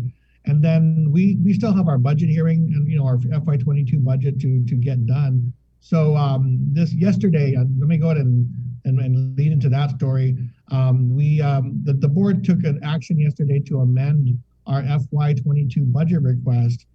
Part of the reason we did that was because, as you recall, back in January, we submitted one of those large DOE requests that we get every year because of the 14-point mandate that we have to meet. It was a $373 million budget request. But of course, since then, we've also had the influx of federal resources. And some of those resources did overlap with things that we requested for in our budget. So we committed to the governor and to the legislature that we would go back, and as we finalized our budget plans for the federal funds, we would remove those items that were no longer needed in our FY22 request that was sent to the legislature. So the board took action yesterday. We actually were able to fund about $82.6 million that we had asked for in our budget. The predominant, I guess the most significant amount was for capital improvement projects, many of those that go unfunded every year. So the funds coming from the American Rescue Plan will finally give us an opportunity to go back and repair schools and address, renovate the schools that need to be fixed, and allow us to make sure that the facilities are safe for return and for staying back in face-to-face instruction over the coming years. Another big chunk of those funds were also for instructional materials and the textbooks and materials that were needed for the classroom. So we were able to fund those types of items, and then a lot of supplies and equipment for the schools. So we were able to remove $82.6 million because of those the federal funds that have come in, and then we had to add back about $878,000 for the nurses' pay increase. So it netted out to about $81 million in reductions. So our new budget request is not quite down to, it's still about 291 million, but it is an adjusted request, just to be clear to the legislature that we're not coming in there and asking for things that we can't fund otherwise. We're going to fund what we can. Everything else, we're going to see what's available locally to support the agency's needs. So again, the nurses' cost on an annual basis is almost $900,000. And for that, we're wanting to make sure that gets reflected in the budget that gets approved. And then finally, in that same action, reducing our budget request, there was still an emphasis, by our board, working with the governor as well, to make sure that at the very least, we want the legislature to fund the maintenance of effort requirement that allows us to access the federal dollars. So we're going to continue to work with the legislature on that. Our hearing is on July 15th. So between now and then, we'll be working with the legislature to provide additional information as needed. So that was, I don't have any questions on the budget side. No, I just, because I know there's a whole bunch of stuff you wanted to share with us, but I just wanted to, before we get into that, the congressman's speech. We had a panel yesterday on the show. A couple of our panelists were saying that the speech was kind of short on education. Did you take away any education issues from the speech? Well, I think the thing that we've been talking about with the congressman and with our officials really has to do with ensuring the proper investment of these federal dollars. So I've shared, our general plans, and as we've gone along with our elected officials and with the congressman. And I think, again, the key thing really is, and I think he understands this, the maintenance of effort, the requirement needed on the local side to be able to have the federal dollars to support, schools. Those pieces have to come together.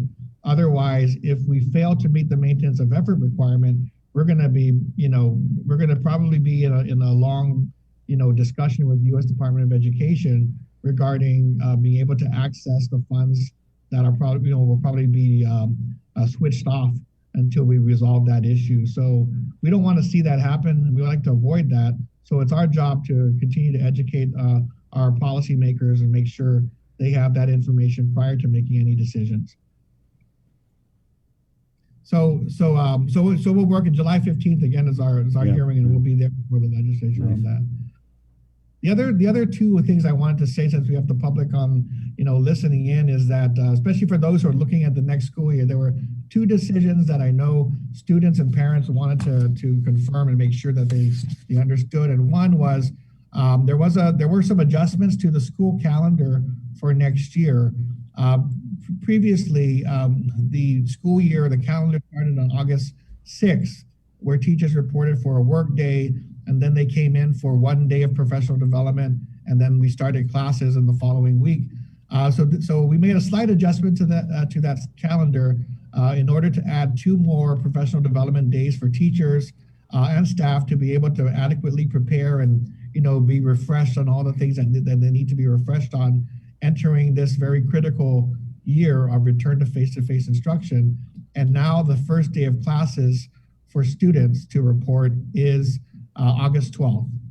So August 12th, everybody, especially you kids who might be getting this information, that's the start of the school year. And that's when we expect to have you back in school, back on school grounds. And we look forward to seeing you back then. So that's one adjustment that was made, that we're gonna put a presser out just to make sure that word gets around and people are clear about when classes start. The second decision, I don't know that the students will be as happy as others, but had to do with the school uniform.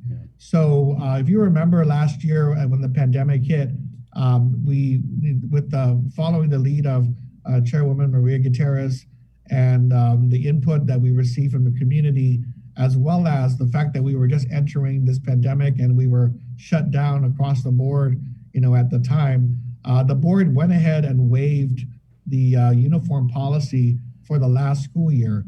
And so for those students who were coming to school, you were not required to wear your school uniform. This year, there had been further debate and discussion amongst our board members. So we did issue out a survey to our stakeholders. I think basically the survey split in the following ways. We had about over 60% of the adults wanted to see the uniforms reinstated. And of course, the majority of your middle and high school students wanted to see it optional. So, we recognize the financial challenges that are still out there for many families.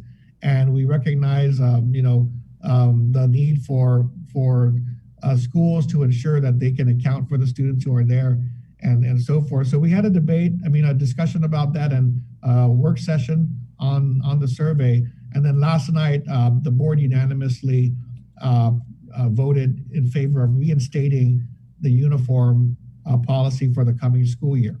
So that decision is made. I'll just say unanimously, but Ms. Gutierrez unfortunately could not be there. And I know she wouldn't want me to indicate that she had voted for it because she was a staunch supporter of waiving the policy for an additional year. But I know that the board members who met last night and heard, the recap of the survey, as well as the vendors who were there, really asking them to ensure that they took into account the needs of the families in issuing vouchers to the schools to be able to provide free uniforms to families in need. With that discussion in hand, the board voted unanimously to reinstate that policy. So school uniforms will be required, and we'll see how that goes this coming year as we return back to normal operations. So those are the key ones I wanted to address. Or one more note on vaccination, because I hate to have these conversations and somebody says later on, how come we didn't talk about the big issue? So I just want to say that for the good of the order, we are making progress with vaccinations. And like I said before in prior interviews, we're now just over 70% of our school employees who are fully vaccinated. Now, we've been tracking the students, the eligible 12 to 19-year-olds who are also getting vaccinated. While we don't have DOE specific numbers, we're tracking the overall island numbers. And our projection is that we'll get about 60% of the 16 to 19-year-olds fully vaccinated by the beginning of the school year, and probably around between 35 to 40% on the 12 to 15-year-old side. So we won't quite be at that 80% mark for the kids, but we're getting there just because they started a little bit later. So one of the questions or issues that have come up, of course, and I've been asked, is whether or not GDOE is considering a mandate for vaccinations for employees and for students. So I want to clarify that DOE and the board we are not determining or deciding on whether a mandate will be in place. That obviously is in the realm of public health to advise on, research, and recommend, and of course the governor. But we are in discussion with them and to ensure that we understand what the findings and recommendations are and how that will impact the schools should those decisions be made and should a mandate be implemented. So that's the latest. I'm not sure if and when they will decide or to either forego or to implement such a decision. But obviously, it's a big decision, and we certainly are going to be a part of adjusting to ensure that whatever decision is made, we can abide by. Wow, it's kind of funny. We're spending the whole summer. Because you always come on for these updates, and I was thinking of the summer. Oh, well, probably not going to talk to John for a little while, but it's just been nonstop for you guys, right? Prepping for the next school year. Really tough. There was a Circle K marquee with the question or the statement of the day, and it said, I guess today's was, what one responsibility did you wish you didn't have? So we're still compiling our lists. a lot of hard decisions and things we've got to get done. So I was thinking about putting that out to the staff, but I don't want their answers.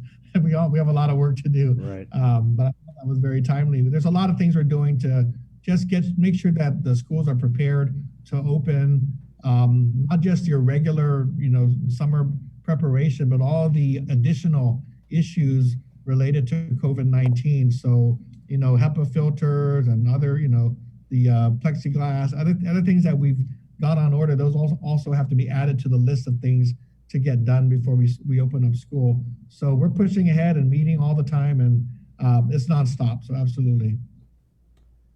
John, I got to go read over at Atikow Elementary.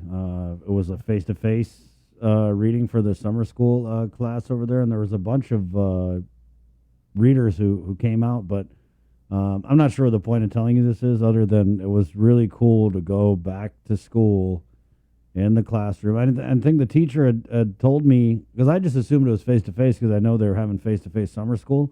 And so when it was actually Frank Blas's wife who reached out to the center to reach out to me, but the teacher, Miss Eileen, when I got a hold of her, she was like, okay, yeah, you're just going to log on to our class's Google Meets or whatever. I was like, oh, no, I'm not. I could barely figure out Zoom on my own without Jason's help.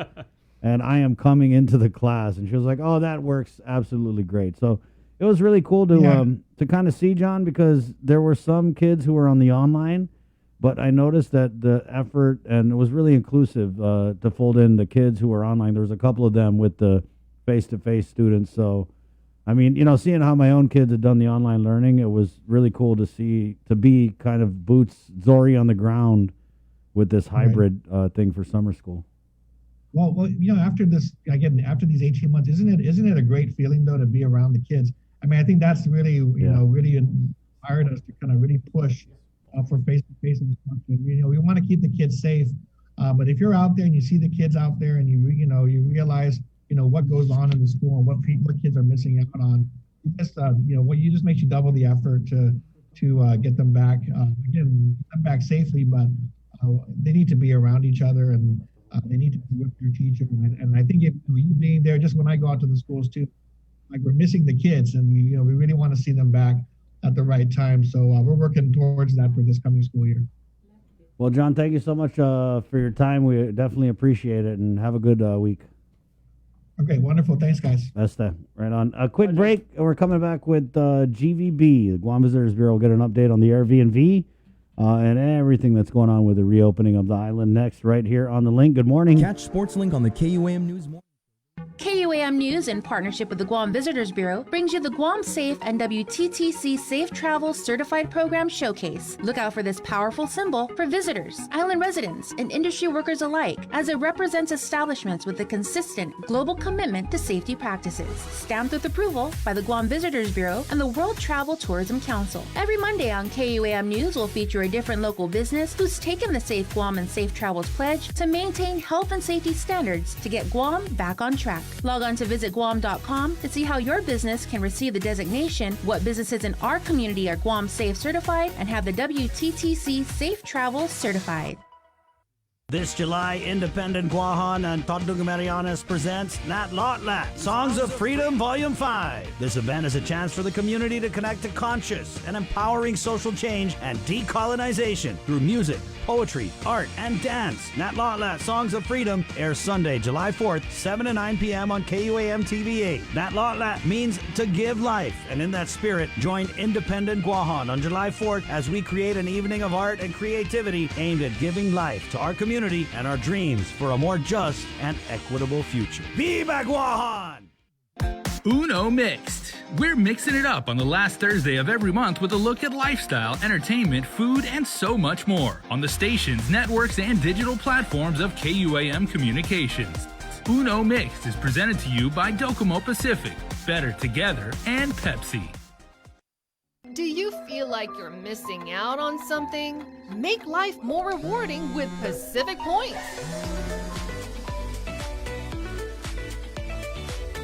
Earn and redeem points for bill rebates and free load at IT&E, discounts on fuel at Shell, vouchers at Foodies, and United Mileage Plus miles. You can even pay with Pacific Points at IT&E, Shell, and Foodies. Pacific Points. Do more, get more. Uno Go, delivering meals from your favorite restaurants and more, including delivering sodas and adult beverages from the Bottle Shack. Visit uno-go.com or download the app today. Also follow them on Instagram and Facebook.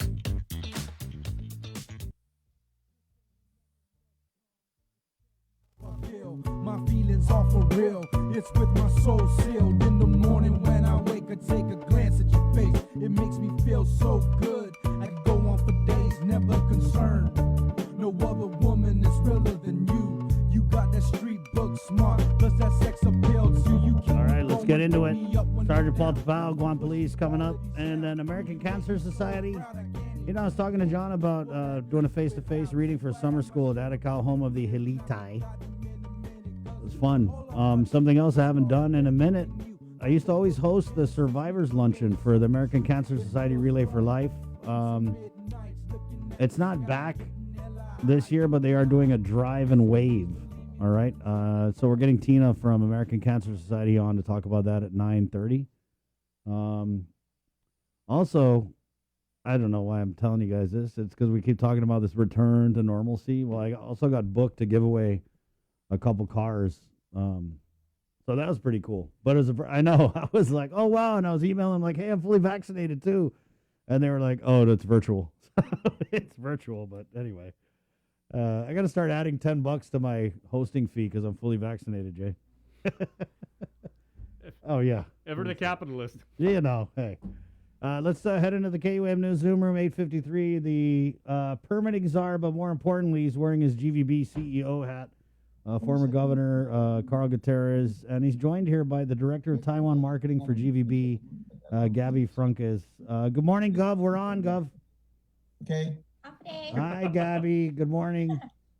Gov, we'll just go ahead and get right into it because there's, you know, I know your time's valuable, but we wanted to kind of start with Airbnb. I know that you had said that you were retooling the package cost after some potential Airbnb customers kind of balked at the cost. So where are we with that, and where are we with the full implementation of the Airbnb?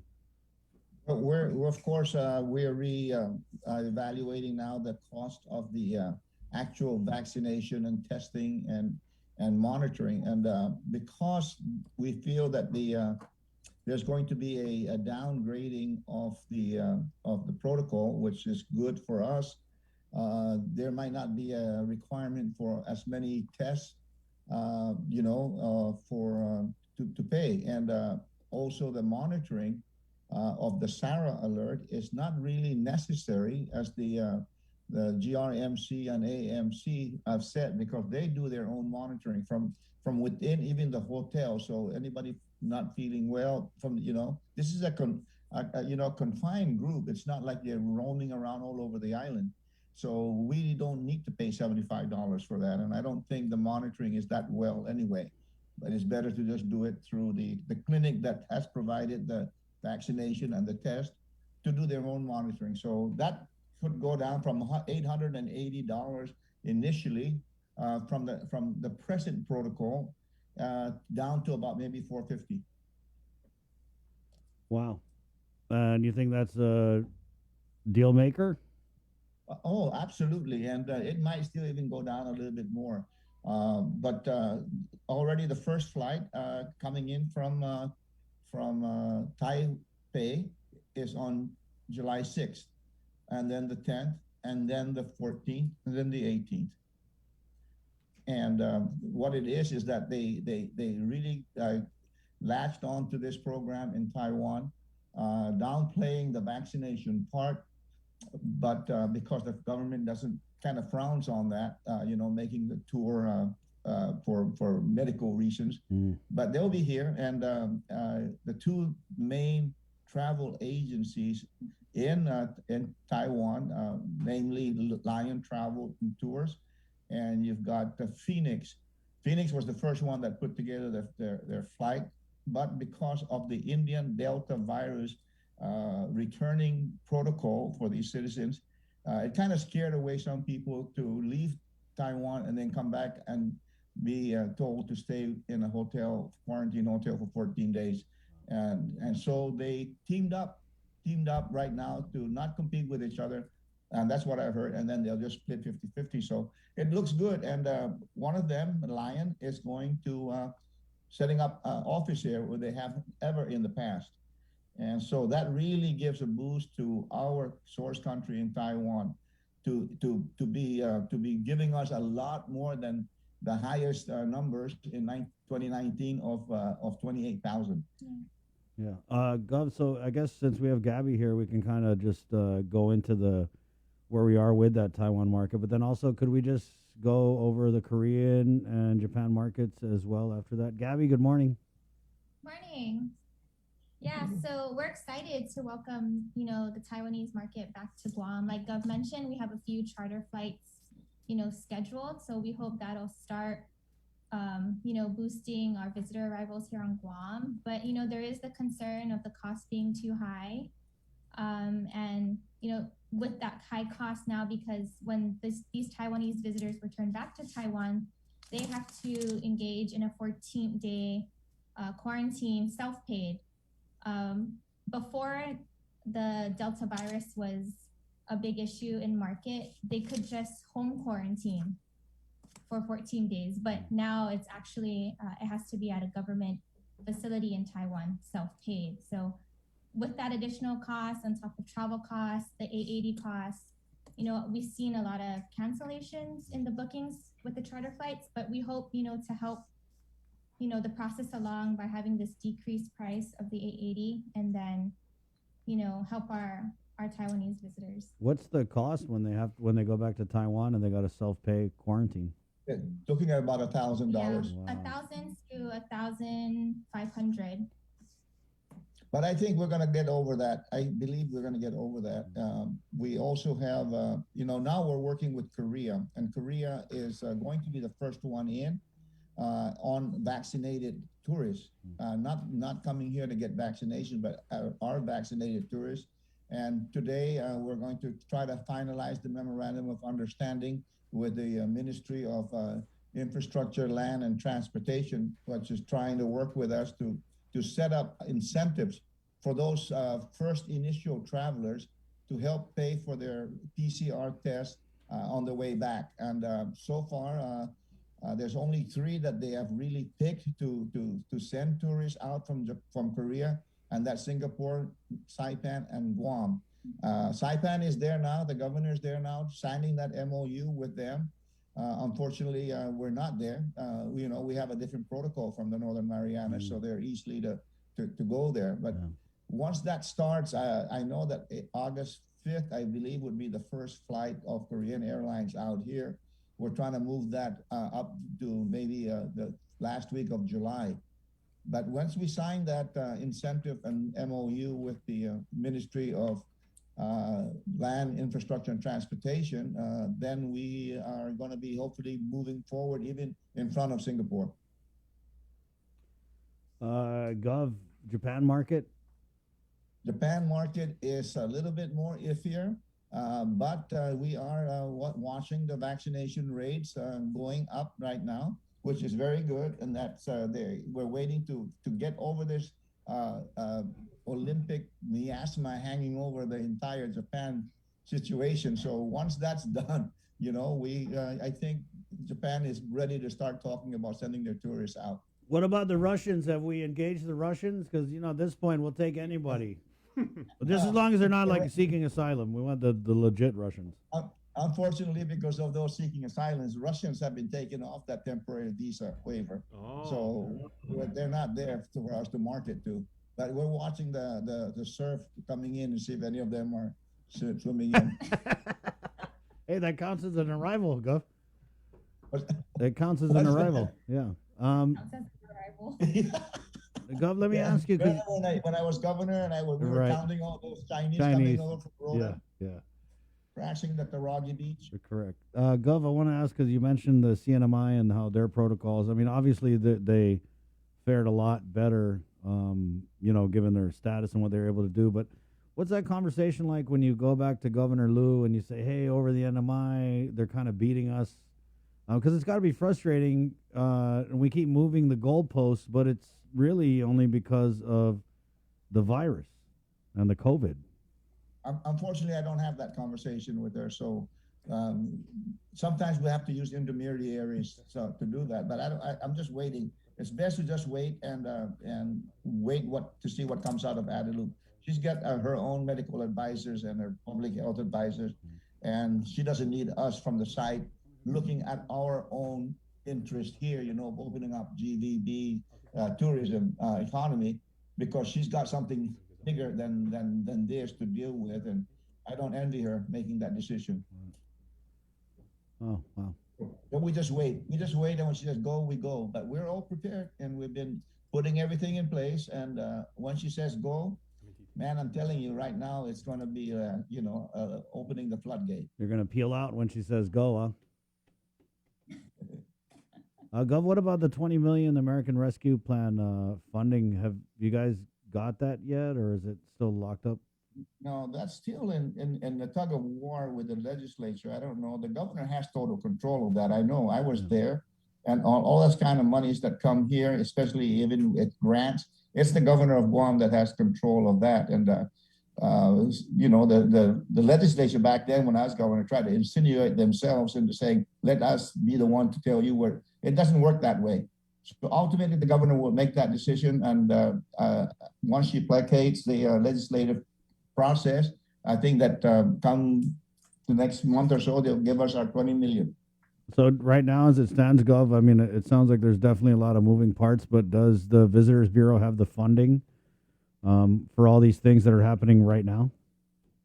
Well, yes, of course, we've had, with the commission, some of the projects that hadn't moved forward over the last year and a half.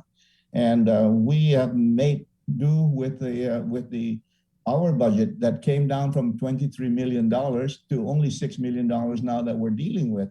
But we're making do, and we are, figuring out how to do it in-house.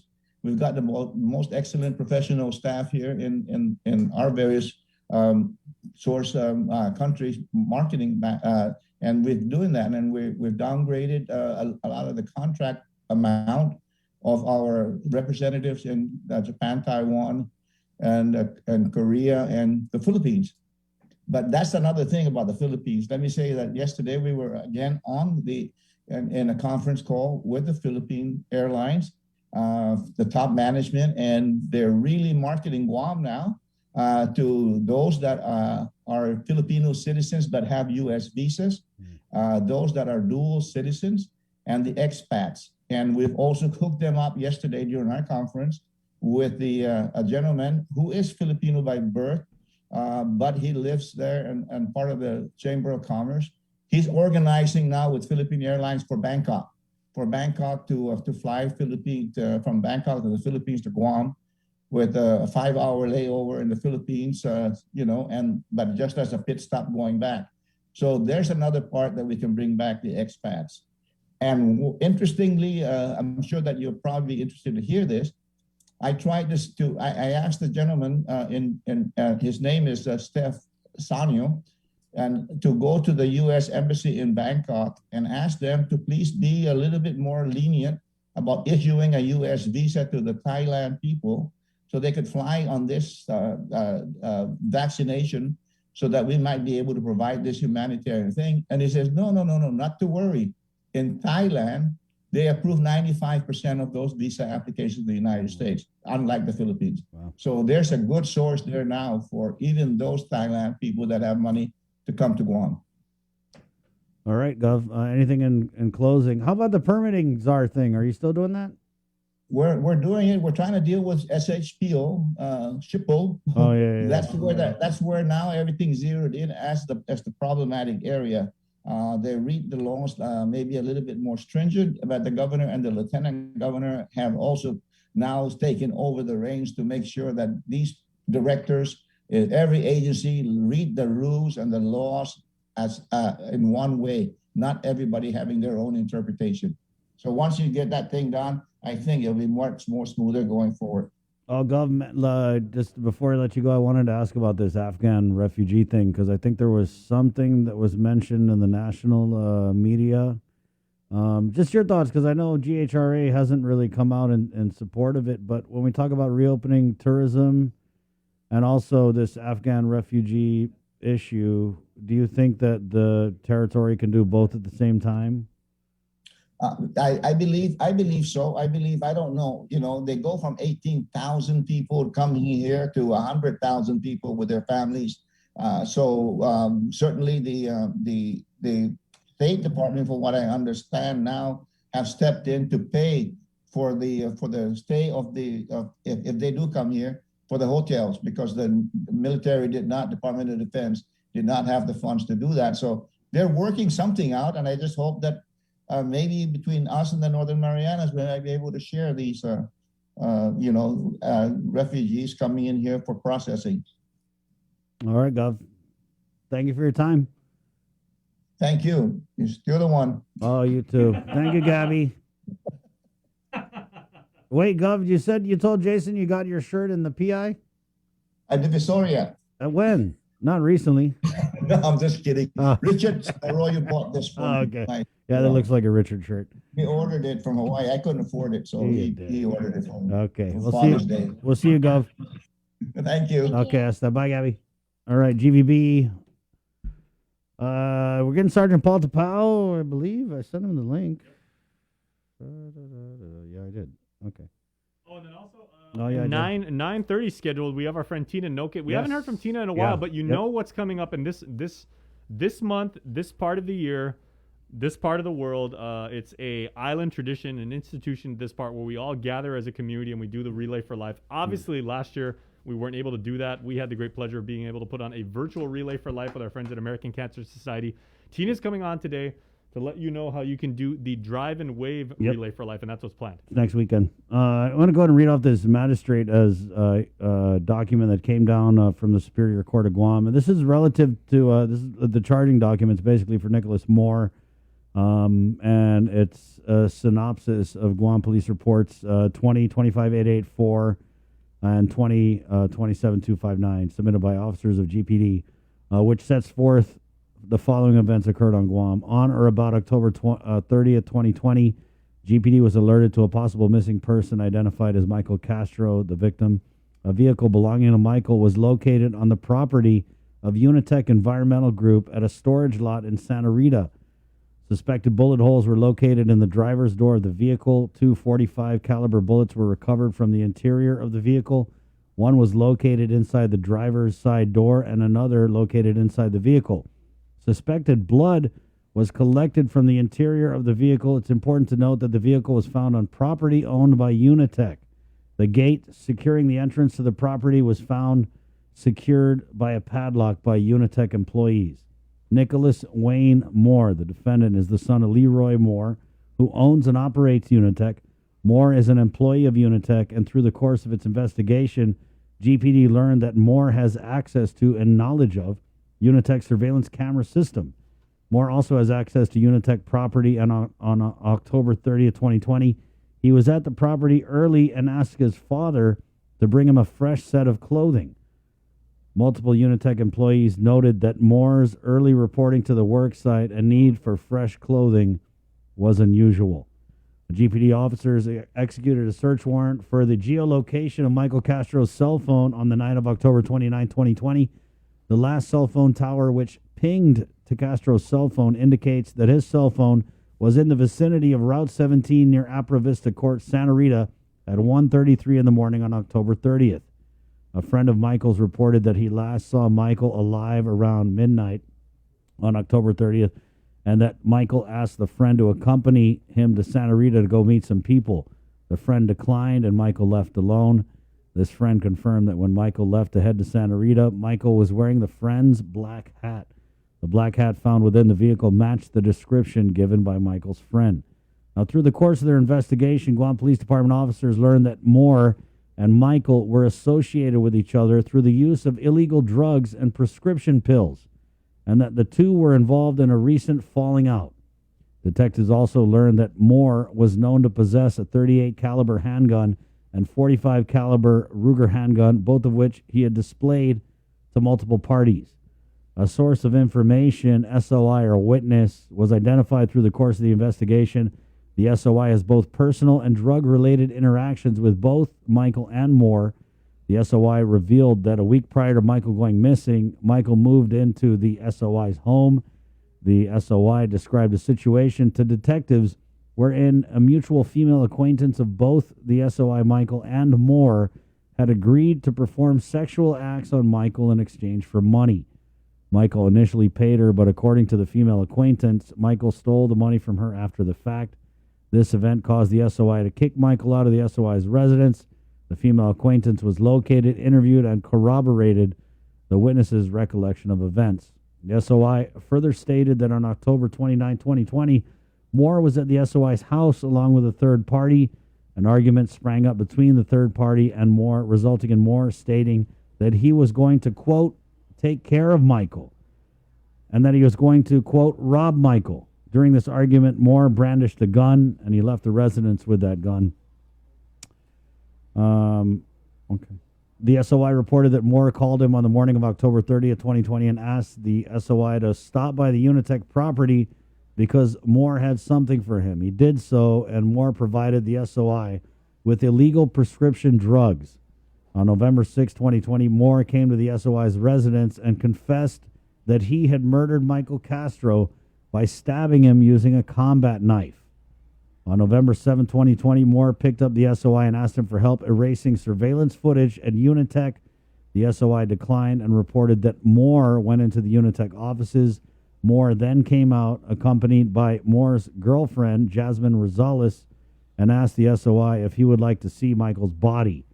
Moore showed the SOI a plastic barrel among many other barrels. Moore then told the SOI that Michael's body was in the barrel. On November 12, 2020, GPD seized surveillance recording equipment from Unitech's offices. Moore was there and stated words to the effect of, I don't know what this is all about. I told my dad, don't worry, because he didn't raise a killer. A review of the surveillance equipment revealed that the hard drive capacity for recording video surveillance footage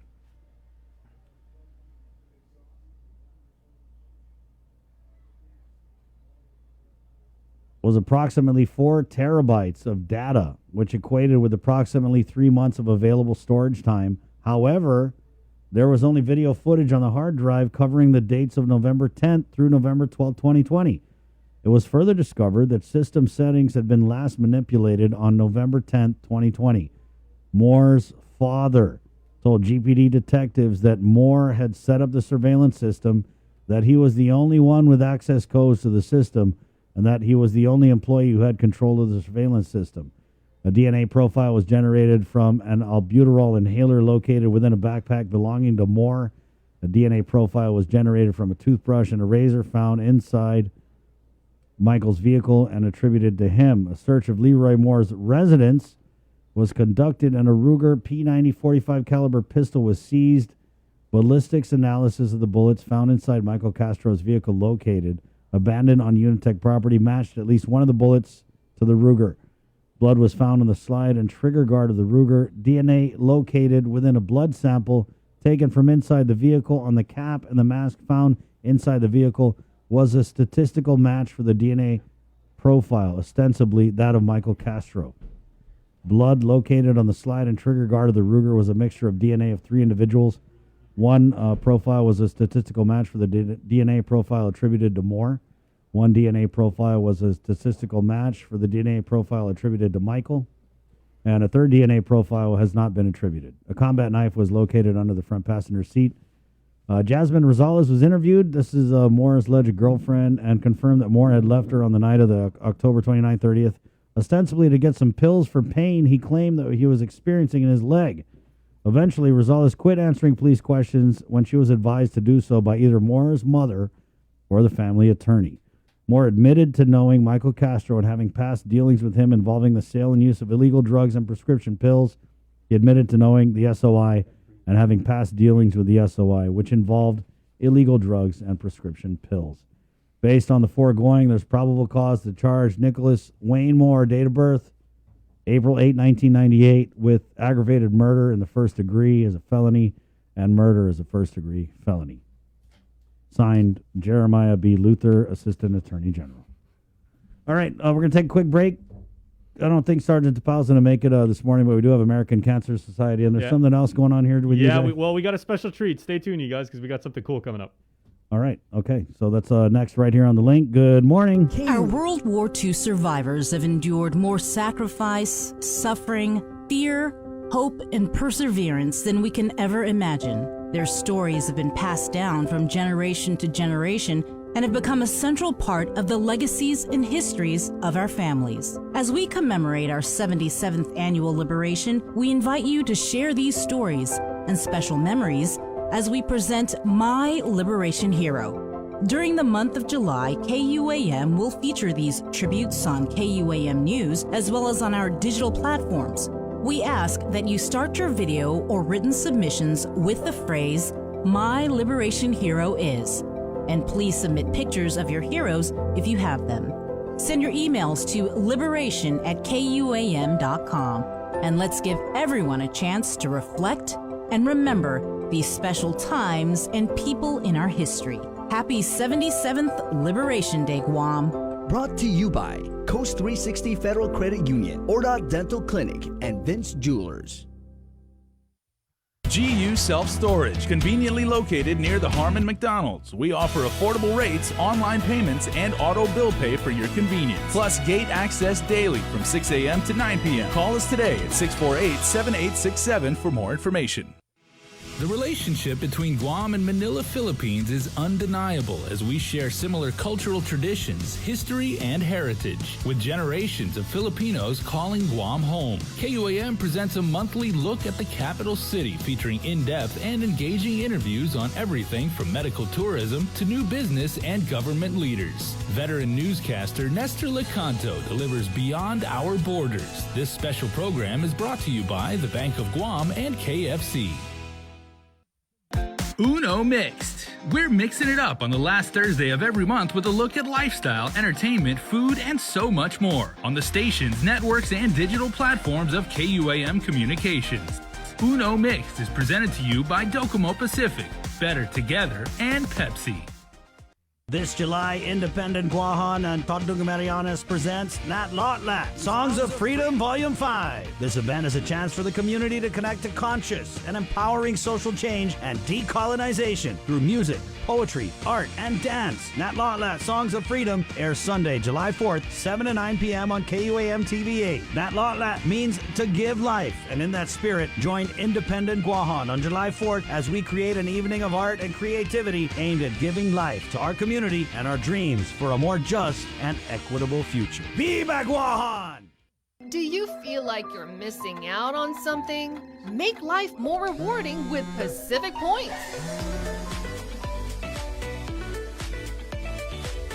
Earn and redeem points for bill rebates and free load at IT&E, discounts on fuel at Shell, vouchers at Foodies, and United Mileage Plus miles. You can even pay with Pacific Points at IT&E, Shell, and Foodies. Pacific Points. Do more, get more. Uno Go, delivering meals from your favorite restaurants and more, including delivering sodas and adult beverages from the Bottle Shack. Visit uno-go.com or download the app today. Also follow them on Instagram and Facebook.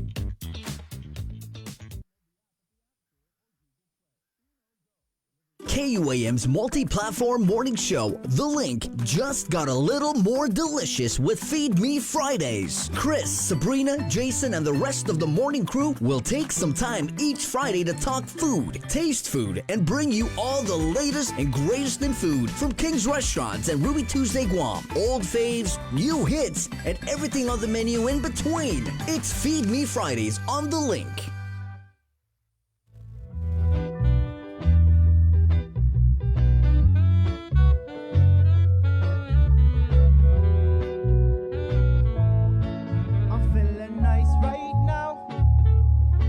You know the mood is rigging.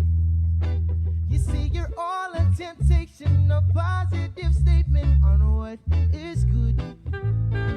Don't like the groove too fast. See me like it nice and slow. Welcome back to The Link here, everybody. Our Wednesday show continues, and we are doing something extra special. We are doing, for the first time in over a year, we have our first in-studio guest. And who better than the guy who always basically comes and greets you each and every Monday, talks smack about hockey, has really, really cool shirts, keeps his Christmas lights up for, an insane amount of time. Landon Idlet from the National Weather Service. Look what the cat dragged you. You just happen to be in the area, right? Yeah, I was just driving through and coming into the office today, but I had to stop by and get something of a saucy nature from you all today. Yes, we are doing the Goodwill Exchange policy right here. So as promised, Debbie Davis, our dear friend from Bardstown, Kentucky, Mama Bear gave us each like this big Sonny's barbecue sauce. So I took a generous portion for myself. So there you go, for you, your brothers, and your family. This looks so good. Okay, And you, I would assume, are going to do a proper review of this, being from the Carolinas, appreciating what good barbecue is all about. I will. Feel free to be. I might not even eat anything with it. I might just drink it. We'll find out. That works too. Okay, and you've actually said on this show that later on this year, when you get some time off, you plan to go to Florida, where you've got some family members and everything. And the Sonny's restaurant is actually in Florida, right? Yeah, they are. I guess they formed in Gainesville, Florida, so they have a lot of their chain locations across the state of Florida. Also, but they're outside also the university. across the southeastern states. So my parents, they live close to one in Orange Park, Florida, and we'll be going there probably my first week easily. Very nice. But very good, all kinds of barbecue, different types of sauces, a salad bar. The beef, it's great. Oh, so of course, everybody, you're used to seeing like Landon whenever he comes on the show. If it's not Monday, that means something's up. He's just paying us a visit. He's hanging out, and of course, because he is in charge of information, he's got some really cool things to disseminate. I've been promising to drop this off since sometime last year. We were talking about clouds and different types of cumulonimbus and all the different cloud features in the atmosphere. I finally brought it by. So thank you. For you all to keep, and then I want y'all to go outside and analyze what's out there. It's a moist atmosphere out there today, so we have all types of clouds out there. Well, so since you're here, we might as well tap your expertise. What's up with the overcast clouds today? Well, that's something I was talking about on Monday. We have this upper level feature that's helping to induce that deeper convection across the region. So there was this phenomenal lightning storm north of Guam yesterday in the Rota Channel and towards Rota. So they were getting a lot of action. It was all north of us, so we didn't see too much overnight. But we have this overcast, and so we're going to have off and on showers today. And if we get some thunderstorms, it could dump some briefly heavy rainfall. So be on the alert for that. That's going to be throughout today and tonight. Yeah, my Alexa smart speaker in my office went off, and it goes, your weather in Didido can expect mostly thunderstorms. I was like, thunderstorms? Man, it looked great outside yesterday afternoon. But I mean, you would think at this point in my life, being basically old as dirt, I would be used to like the very changing nature of, Tina's laughing in the Zoom room right now. You would think I would be used to like the weather changing every 5 seconds and everything like that, but it's still surprising to me. Well, it's an absolutely beautiful day. The overcast is going to keep it a little bit cooler. It's going to be moist out there. So if it wasn't for me working, I would love to be out hiking today. But you have to keep in mind, if you're hiking, these downpours can cause some flash flooding in the creeks and valleys. So always keep that in the back of your mind when you're outside on a wet, rainy day. Very cool. And please drive safely, everybody. I'm looking outside our Harmon Studios right now. There's a lot of cars right now. People probably already at work. They're going to meetings, paying bills. Please, everyone, take care of each other. Okay, important thing. The weather obviously is important, but what are you going to do, Landon, with that barbecue sauce? My gosh. You've talked such a big game about your barbecue savvy. So now we're holding your feet to the fire. Let me see. It'll last about 3 days. All of that. And that shows you the potency, because you could actually you got the whiffs of that through your mask. About 3 days. 3 days, okay. You and your brother both, right? Now, the other sauce that I highly recommend is Chick-fil-A. So when I come back from my extended leave in August, I'll bring some back. The Chick-fil-A orange sauce, right?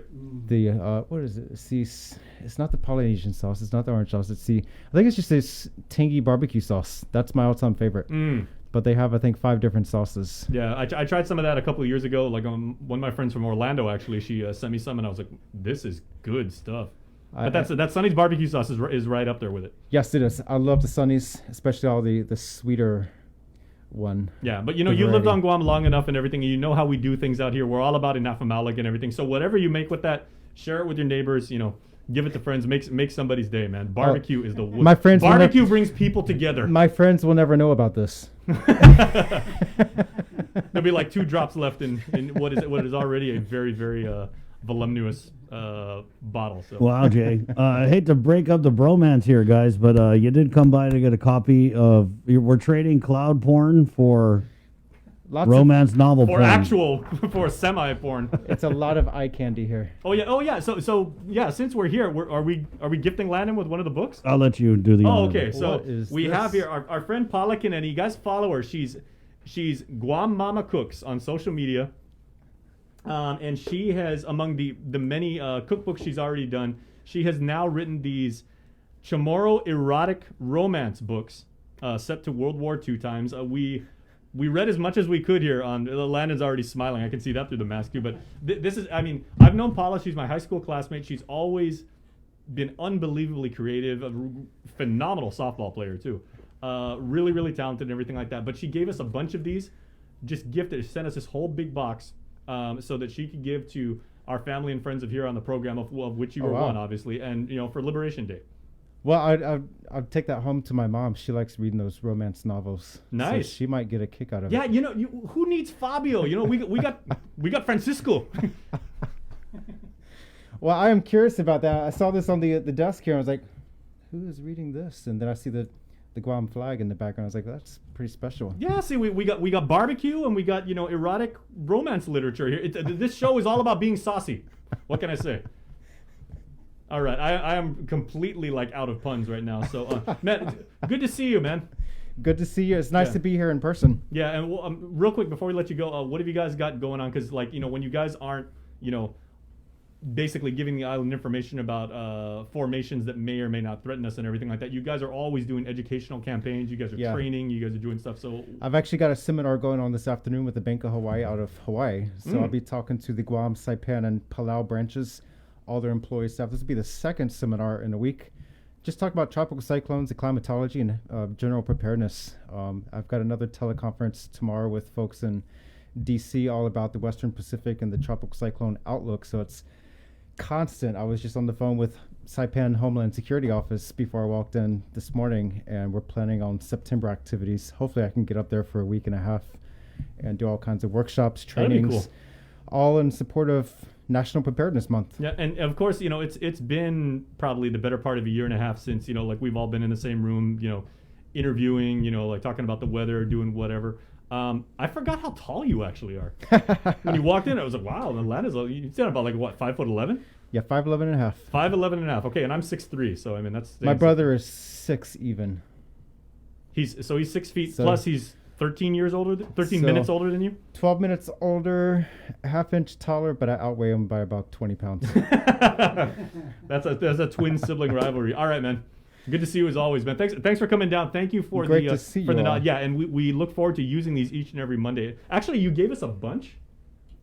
Yeah, there's 4 of us in the room. But yeah, so there's a whole grip of these. Tell you what, we are gonna give those away too, so everybody can stay abreast. If it's okay with you, we'd like to give those to. Yeah. So we have got books for you guys. We have got weather charts, and you can Landon's going to teach you guys about the clouds, how to identify them, what they mean, and everything. Lots of really, really cool stuff leading up to Liberation Day. But we also have Relay for Life, which is coming up, and when the link comes back, we are talking to Chelsea and Tina, and we're going to find out how we can fight cancer as a community. That is coming up right after this. Please stay tuned. Looking for Uno Mixed. We're mixing it up on the last Thursday of every month with a look at lifestyle, entertainment, food, and so much more on the stations, networks, and digital platforms of KUAM Communications.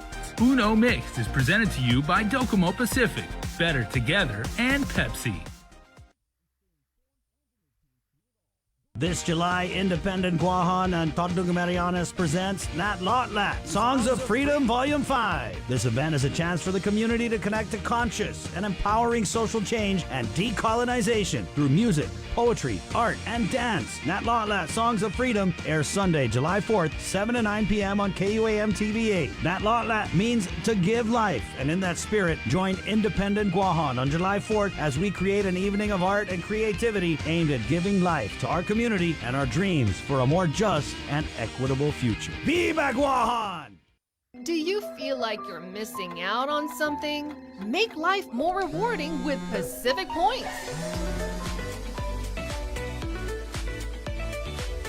Earn and redeem points for bill rebates and free load at IT&E, discounts on fuel at Shell, vouchers at Foodies, and United Mileage Plus miles. You can even pay with Pacific Points at IT&E, Shell, and Foodies. Pacific Points. Do more, get more. Uno Go, delivering meals from your favorite restaurants and more, including delivering sodas and adult beverages from the Bottle Shack. Visit uno-go.com or download the app today. Also follow them on Instagram and Facebook.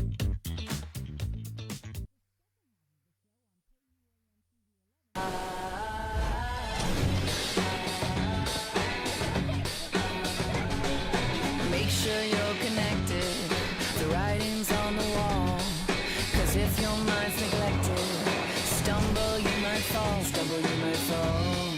connection is a human necessity, one we need today more than ever. And with the new First Hawaiian Bank mobile app, you can stay just as connected to your finances. And it all starts with yes. GU Self Storage, conveniently located near the Harmon McDonald's. We offer affordable rates, online payments, and auto bill pay for your convenience. Plus gate access daily from 6 a.m. to 9 p.m. Call us today at 648-7867 for more information. The relationship between Guam and Manila, Philippines is undeniable as we share similar cultural traditions, history, and heritage, with generations of Filipinos calling Guam home. KUAM presents a monthly look at the capital city featuring in-depth and engaging interviews on everything from medical tourism to new business and government leaders. Veteran newscaster Nestor Lecanto delivers Beyond Our Borders. This special program is brought to you by the Bank of Guam and KFC. After a year with so many games and events delayed or unplayed, the world is ready for anything and everything in the world of sports. KUAM Communications is ready with more games, more championships, and more specials that are guaranteed to bring out the fan in you. Don't miss a minute of gameplay from NBC on KUAM TV 8 or from CBS on KUAM TV 11. Every month, we'll bring you the action and excitement. Brought to you locally by Michelob Ultra, Superior Light Beer, Marianas Irrigation and Landscape, and Docomo Pacific. Just more great reasons to tune in and turn on so you'll fall in love with TV again with the best from KUAM Communications. All caught up in I'm still based from just last night. Why do I struggle? I'm troubled. The harder I try, my life seems to crumble. I'm losing my image, my vision's blurry. Why am I living the life that I'm living? You gotta keep it cool.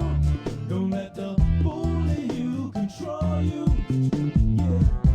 When the waters get rough, you better hold on tight. Don't give up. Because there's way much to lose. You got people who need you. How would you feel if you lost someone into you? You gotta keep it cool. Keep it cool, keep it cool. Poor little Amy, she lives that promiscuous life. She's got nothing to live for. She sells herself for just one night. It's a shame that she's living this way. She's out on the street, she sees cats all way to pay. Why does she do this? It's crazy. She's out on the street, she's neglecting her baby. You gotta keep it cool. Don't let the fool in you control you. Welcome back, everybody, to the Lane. Jason Salas here, and I have two friends of mine in the KUAM News Zoom room. We have Chelsea San Nicolas and Tina Nokit. They are with Bank of Guam and with American Cancer Society, respectively. Ladies, half a day, and welcome to the show. Thank you for having us. Tina, I've been telling you for a year. I cannot wait until I have you in the same room and we can interview you about all the amazing events that you're in charge of and everything. Once we get back to that point, you and Chelsea and all of your team, you guys are welcome here at KUAM. You know that. Absolutely. We're so looking forward to that. I know that, again, this whole time of us being able to get in the same room is not the same, but we're excited this morning to share how Chris talked a little bit about return to normalcy, getting closer to being able to celebrate together, and that's happening with our Survivor Drive-In Wave coming up next weekend. All right, so let's go ahead and break it down. So, like, Chelsea, what do people need to know? Because, we say this all the time here on the show, there's literally a million things to do on Guam, with your friends, with people you go to church with, by yourself, take pictures in a cajillion different places around here. It's selfie heaven here on Guam, right? But one of a handful of activities that truly the entire community comes together as one island family that we all do together, all for the same reason, is the Relay for Life. And this certainly is going to be one thing that we continue that tradition of working together.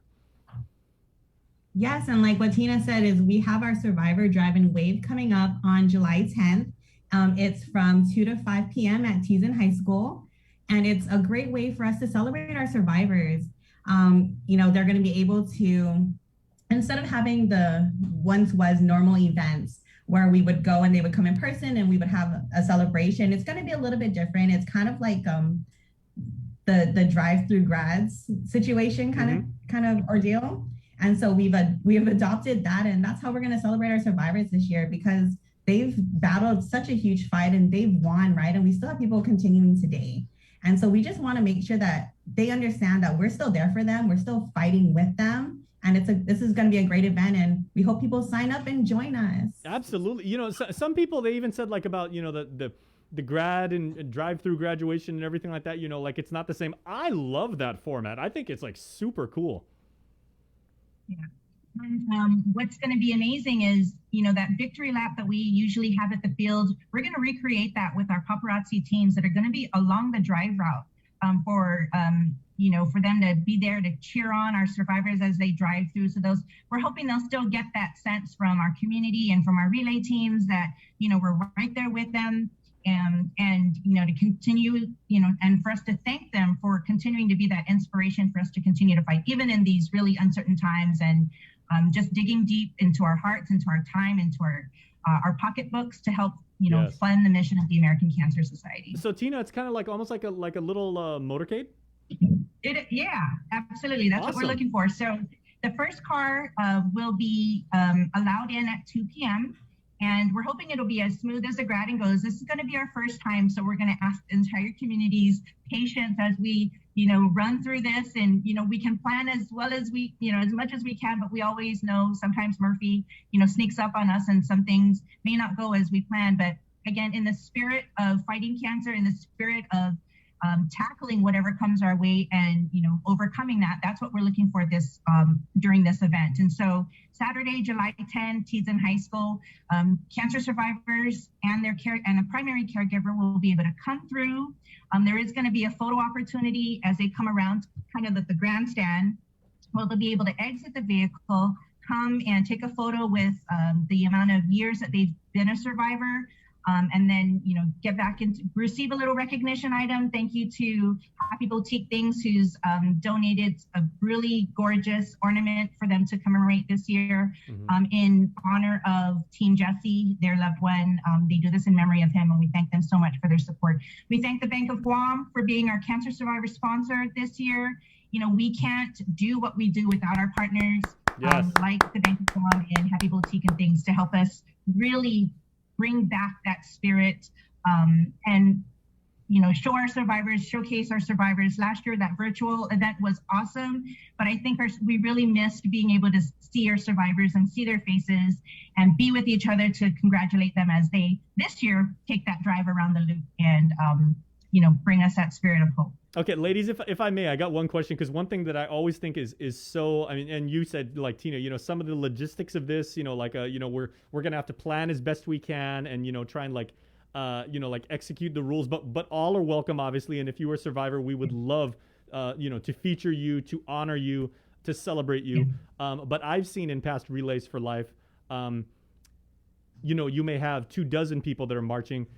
Very, very quickly becomes 200, you know, because people just come in and they're like, hey, that's my cousin, or, you know, like, oh, I went to school with that guy, or, you know, I know that person, or they just, you know, they bring friends and family, and everyone was like, they're like, we are a support system, and that is, you know, part of the point. So if do people have to register to be part of this, part of the Absolutely. We are encouraging everyone to, you know, hop onto the website or call the office 477-9451 to let us know that they're coming through. We want to be prepared for everybody that's going to come through and make sure that we have enough of the recognition items or a plan to help with those that, you know, may not, if we run out, right, we're going to have a plan to be able to provide that at a later date. But there's also, again, being a part of our event, we want to make sure that we're given permission to take photos, because that's what we're going to do. So we need all of that permission, and that's done through us actually signing up to participate in the event. So pre-registration online or call the office, but we will be able to, for those that aren't able for some reason between now and Saturday, you know, they forgot, but they see the line and they're wondering what's happening, or they get a phone call saying, hey, we're going. They're welcome to come up. We're not going to turn away anybody. We want to be sure that we're there for them. and to celebrate their victory. And we're going to be there for them, and we're going to do what we need to do to make it happen. So yeah, I don't want to speak for registration encouraged, but come on through. Yeah, I don't want to speak for you guys, obviously, because you guys are the ones that are doing all the planning. But I can say with full confidence that like if you do have a passion and a drive, pun intended, to be part of the motorcade, then you will be accommodated, because certainly that is part of who we are as Guamanians, and we do want to celebrate. Right. As far as the paparazzi teams, we are still in the pandemic, and we still fall under the current guidelines as far as our social gatherings.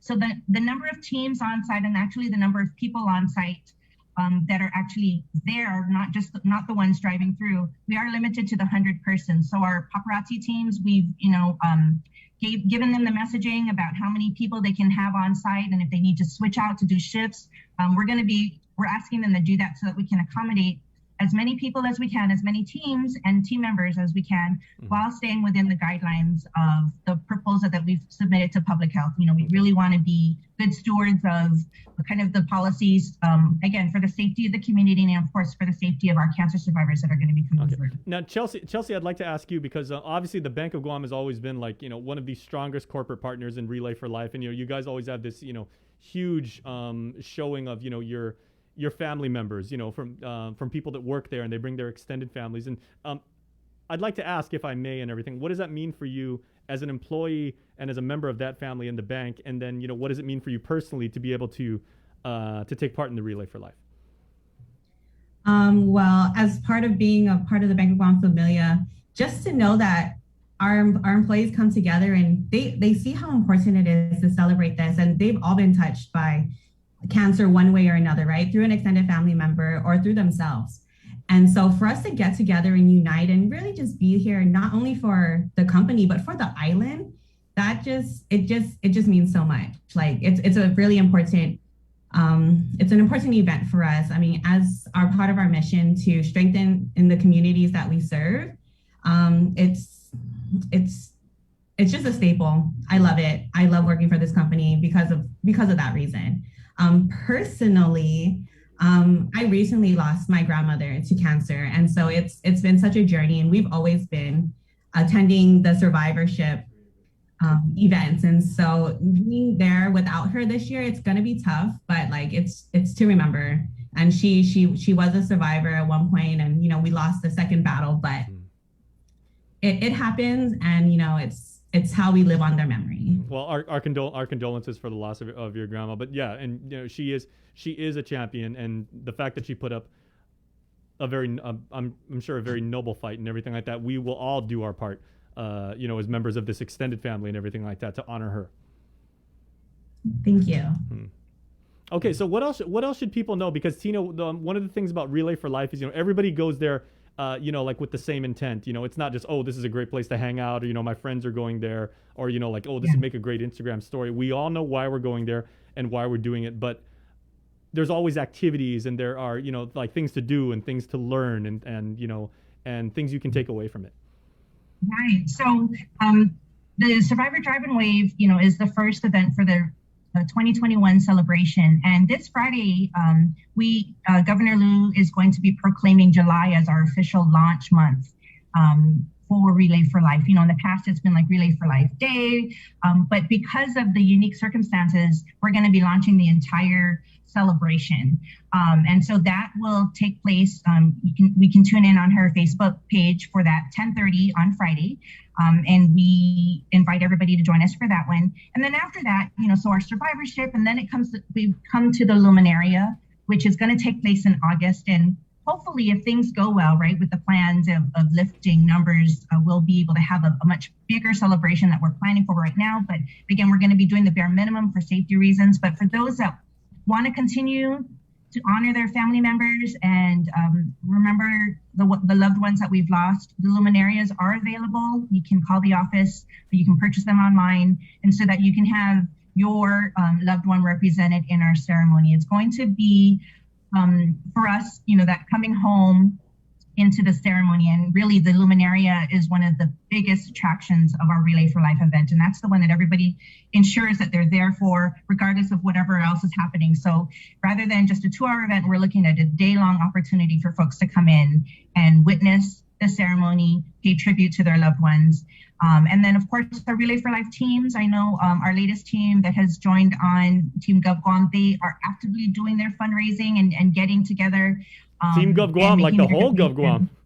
Yeah, like the Wow. whole Gov Guam. Yeah, all of the agencies are members of Team Gov Guam. Yeah, Chelsea, signing you guys up. may have competition for biggest showing. No, we do. I see their hustle. It's amazing. Competition is healthy, you know. Right, absolutely. And so it's what's beautiful is that it's not too late to form a team. If you are just learning about Relay for Life right now, learning about the activities that we have planned, please call the office 477-9451 to get the details. Hop on our website, relayforlife.org/GuamGU, and get the details. And we'd be happy to have you. There's still so much time to get involved. And again, if you know somebody, a survivor especially, that does not know about the ceremonies and the celebrations, please share the information so that we can get as many people to join us as possible. All right, well, ladies, we got to run, but thank you so much. I know there much work lay ahead and everything like that, but I know in your capable hands, like everything's going to go smoothly. We, again, can never say this enough. We are so honored to be to share this work with you because it's never a burden. It's always something we do with love.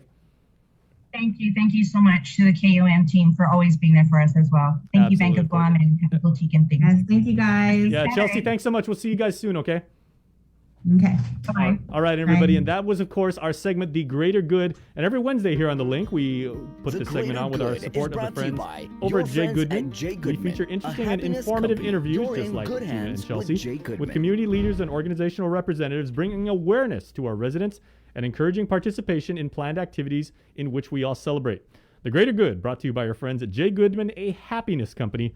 You are in good hands with Jay Goodman. Please stay tuned. We are going to show you Profiles in Pride, the Honorable Joshua Tenorio and his story and his truth after this. The KUAM Care Force presents The Greater Good every Wednesday on The Link with the support of Jay Goodman. This special feature presents interesting and informative interviews with community leaders and organization representatives to bring awareness to our residents and encourage participation in planned activities to celebrate. The Greater Good is brought to you by your friends at Jay Goodman, a happiness company. You're in good hands with Jay Goodman. Do you feel like you're missing out on something? Make life more rewarding with Pacific Points.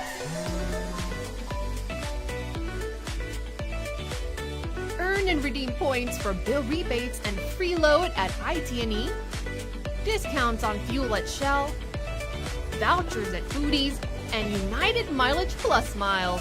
You can even pay with Pacific Points at IT&E, Shell, and Foodies. Pacific Points. Do more, get more. KUAM's multi-platform morning show, The Link, just got a little more delicious with Feed Me Fridays. Chris, Sabrina, Jason, and the rest of the morning crew will take some time each Friday to talk food, taste food, and bring you all the latest and greatest in food from King's Restaurants and Ruby Tuesday Guam, old faves, new hits, and everything on the menu in between. It's Feed Me Fridays on The Link. This July, Independent Guahan and Todung Marianas presents Nat Lotlat, Songs of Freedom Volume 5. This event is a chance for the community to connect to conscious and empowering social change and decolonization through music, poetry, art, and dance. Nat Lotlat, Songs of Freedom airs Sunday, July 4th, 7 to 9 p.m. on KUAM TV8. Nat Lotlat means to give life, and in that spirit, join Independent Guahan on July 4th as we create an evening of art and creativity aimed at giving life to our community and our dreams for a more just and equitable future. Viva Guahan!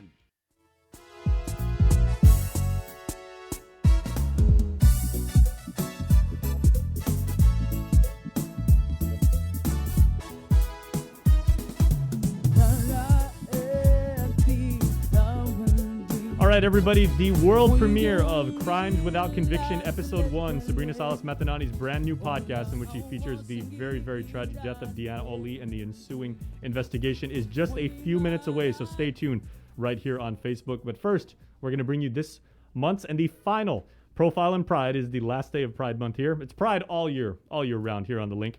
But we now introduce... Jay, every month is Pride Month. Every month is Pride Month. Damn straight. All right, so this... No, not straight. Good point. Josh Tenorio is, of course, our Lieutenant Governor, and he shares with you now very candidly his courage, his journey, his struggles, and his pride.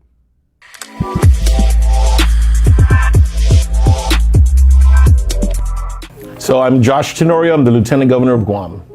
I'm an openly gay man. I'm an elected office holder. I'm the first gay lieutenant governor in the United States, which is pretty cool. And I'm a big advocate of equality. I'm a co-founder of Equality Guam, which is a nonprofit that is dedicated to ensuring that there is equality in public policy and programs.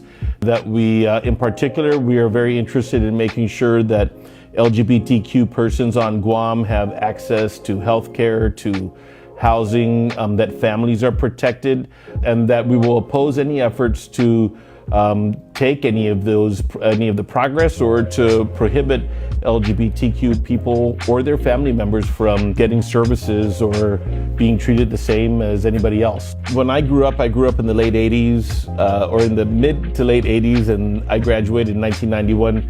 I feel, it's a much different place 20 years ago than it is today. I guess, when you have people that say, "You're not gay, are you?" I mean, how are you supposed to answer that question? If I say yes, then I'm disappointing them. If I say no, then I'm lying. It really was, a big thing. I think maybe sometimes it was, the religion. It's not okay to be gay in the Catholic faith. I think it is right now, as long as you don't have a partner or if you don't have any relationships. But it's really impractical to think that an individual can't love whoever they want to love and follow the life that they want to live. Later on in life, when I started coming out to my friends, especially when I told my mom, I realized that it wasn't really going to be a big thing. I mean, there's people that don't like our lifestyle. They don't like that we exist, but we're here. We're not going anywhere, and I think that we deserve the same chance at happiness than everybody else. I think that it is more widely accepted, but I tell you that the opposition to it is still fierce. And for me, I always kind of think about the younger people that maybe don't have that support. Maybe they are feeling the same way I did, scared. And so I'm always trying to make sure that younger people can see that they have role models, they have people that have been in their shoes that can really succeed and win. And I think that to me, that's the most important thing, is not only to the young people, but even to their parents and people who love them, people who don't understand maybe our lifestyle. Maybe they have children that they suspect are gay and they don't know how to deal with it. I want them to see a bunch of us that we can thrive, and I want the kids to see that confidence. That, to me, that's probably the most important thing that I could do as a gay man and as a gay leader on the island. Well, you know what? If you look at, there's still a large number of LGBTQ youth that become homeless. There's still a whole bunch of them that become alienated with their families. There's some that come from very socially conservative or religious backgrounds, and it's a conflict for them. And so to me, the big threats are making sure that these young people or these people, whoever they are, have other people they can rely on. So, we see a lot of there's suicide with LGBTQ youth, both on Guam and in the States, is higher than the other groups that are around that, the other straight people, I guess. Same thing with substance abuse, these harmful things that are happening because maybe young people don't have ways to cope. They don't have the support systems. Those are, I would say, still big threats. And the challenge is trying to make sure that we can reach out to them and provide options for them to come in and try and get that safe space. All of us were made by God. We are all given the right to self-determination, to live the best lives that we can without harming or hurting anybody. And I think that's the thing. If you can live your life and you don't harm, you don't hurt anybody, you follow the law, follow the rules. It shouldn't matter your sexual orientation for you to live your life. And I do see people still struggling with it, but I have to say that 2021 is a much better place than 1991. For sure, BJ Cruz, and I had the good fortune of working for him in the legislature. And I'll be honest with you, when I worked for him, it was then that I realized that, you need to make sure that when you're upfront and honest with people, most of the time they don't really care. I have to say though that I was in middle school when he was appointed to be a judge. And if you look back in the news stories, you'll see that the community, at least some segments of the religious conservative community of ours, came out rather harshly against him. And I think that it caused, for me, there was a little trauma there, just seeing how somebody that is being appointed to a judge, and although he was able to survive that and become a very good judge, but seeing that kind of animosity and hatred, even for me, it kind of like set me back. It scared me. I see elements in the community that are just like that, and I think for me, it's my job to, if they start coming up against us, it's my job to lead the charge against them.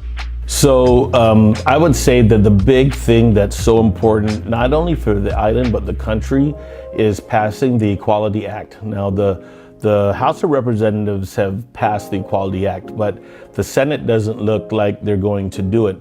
The Equality Act protects LGBTQ people from workplace discrimination. It ensures access to health care. It ensures that we're able to live our lives. It's so important, and I'm grateful that here some of the past leaders, Senator BJ Cruz, Senator Narissa Underwood, who passed marriage equality in our statute, they've made some good progress, but it's not done. The work is not done. There still is no clear protection from housing discrimination. There still is a gap in healthcare and access to healthcare, especially for trans people. Trans people have an incredibly difficult time. Even the humiliation they face when they have to show their IDs, and the sex on the ID is different perhaps than the gender that they identify with. Those are big issues, and they're not simple issues either. They're, if you look in national politics, it's creating a big division. I just hope that we can get that legislation passed. And I'm certainly in favor of local legislation that will advance different pieces of it, but we do need some constitutional and some federal protections. And although there's progress with the Biden administration, it's not a guarantee. If it swings the other way and things can easily be receded, then we're going to be back in the same place. I'd say come out sooner. Come out sooner. Although, I came out in different times to different people, I really think I would have been much happier as an openly gay man back then. I think I would have probably told them, you have the courage to see it head on, and you're not going to regret it.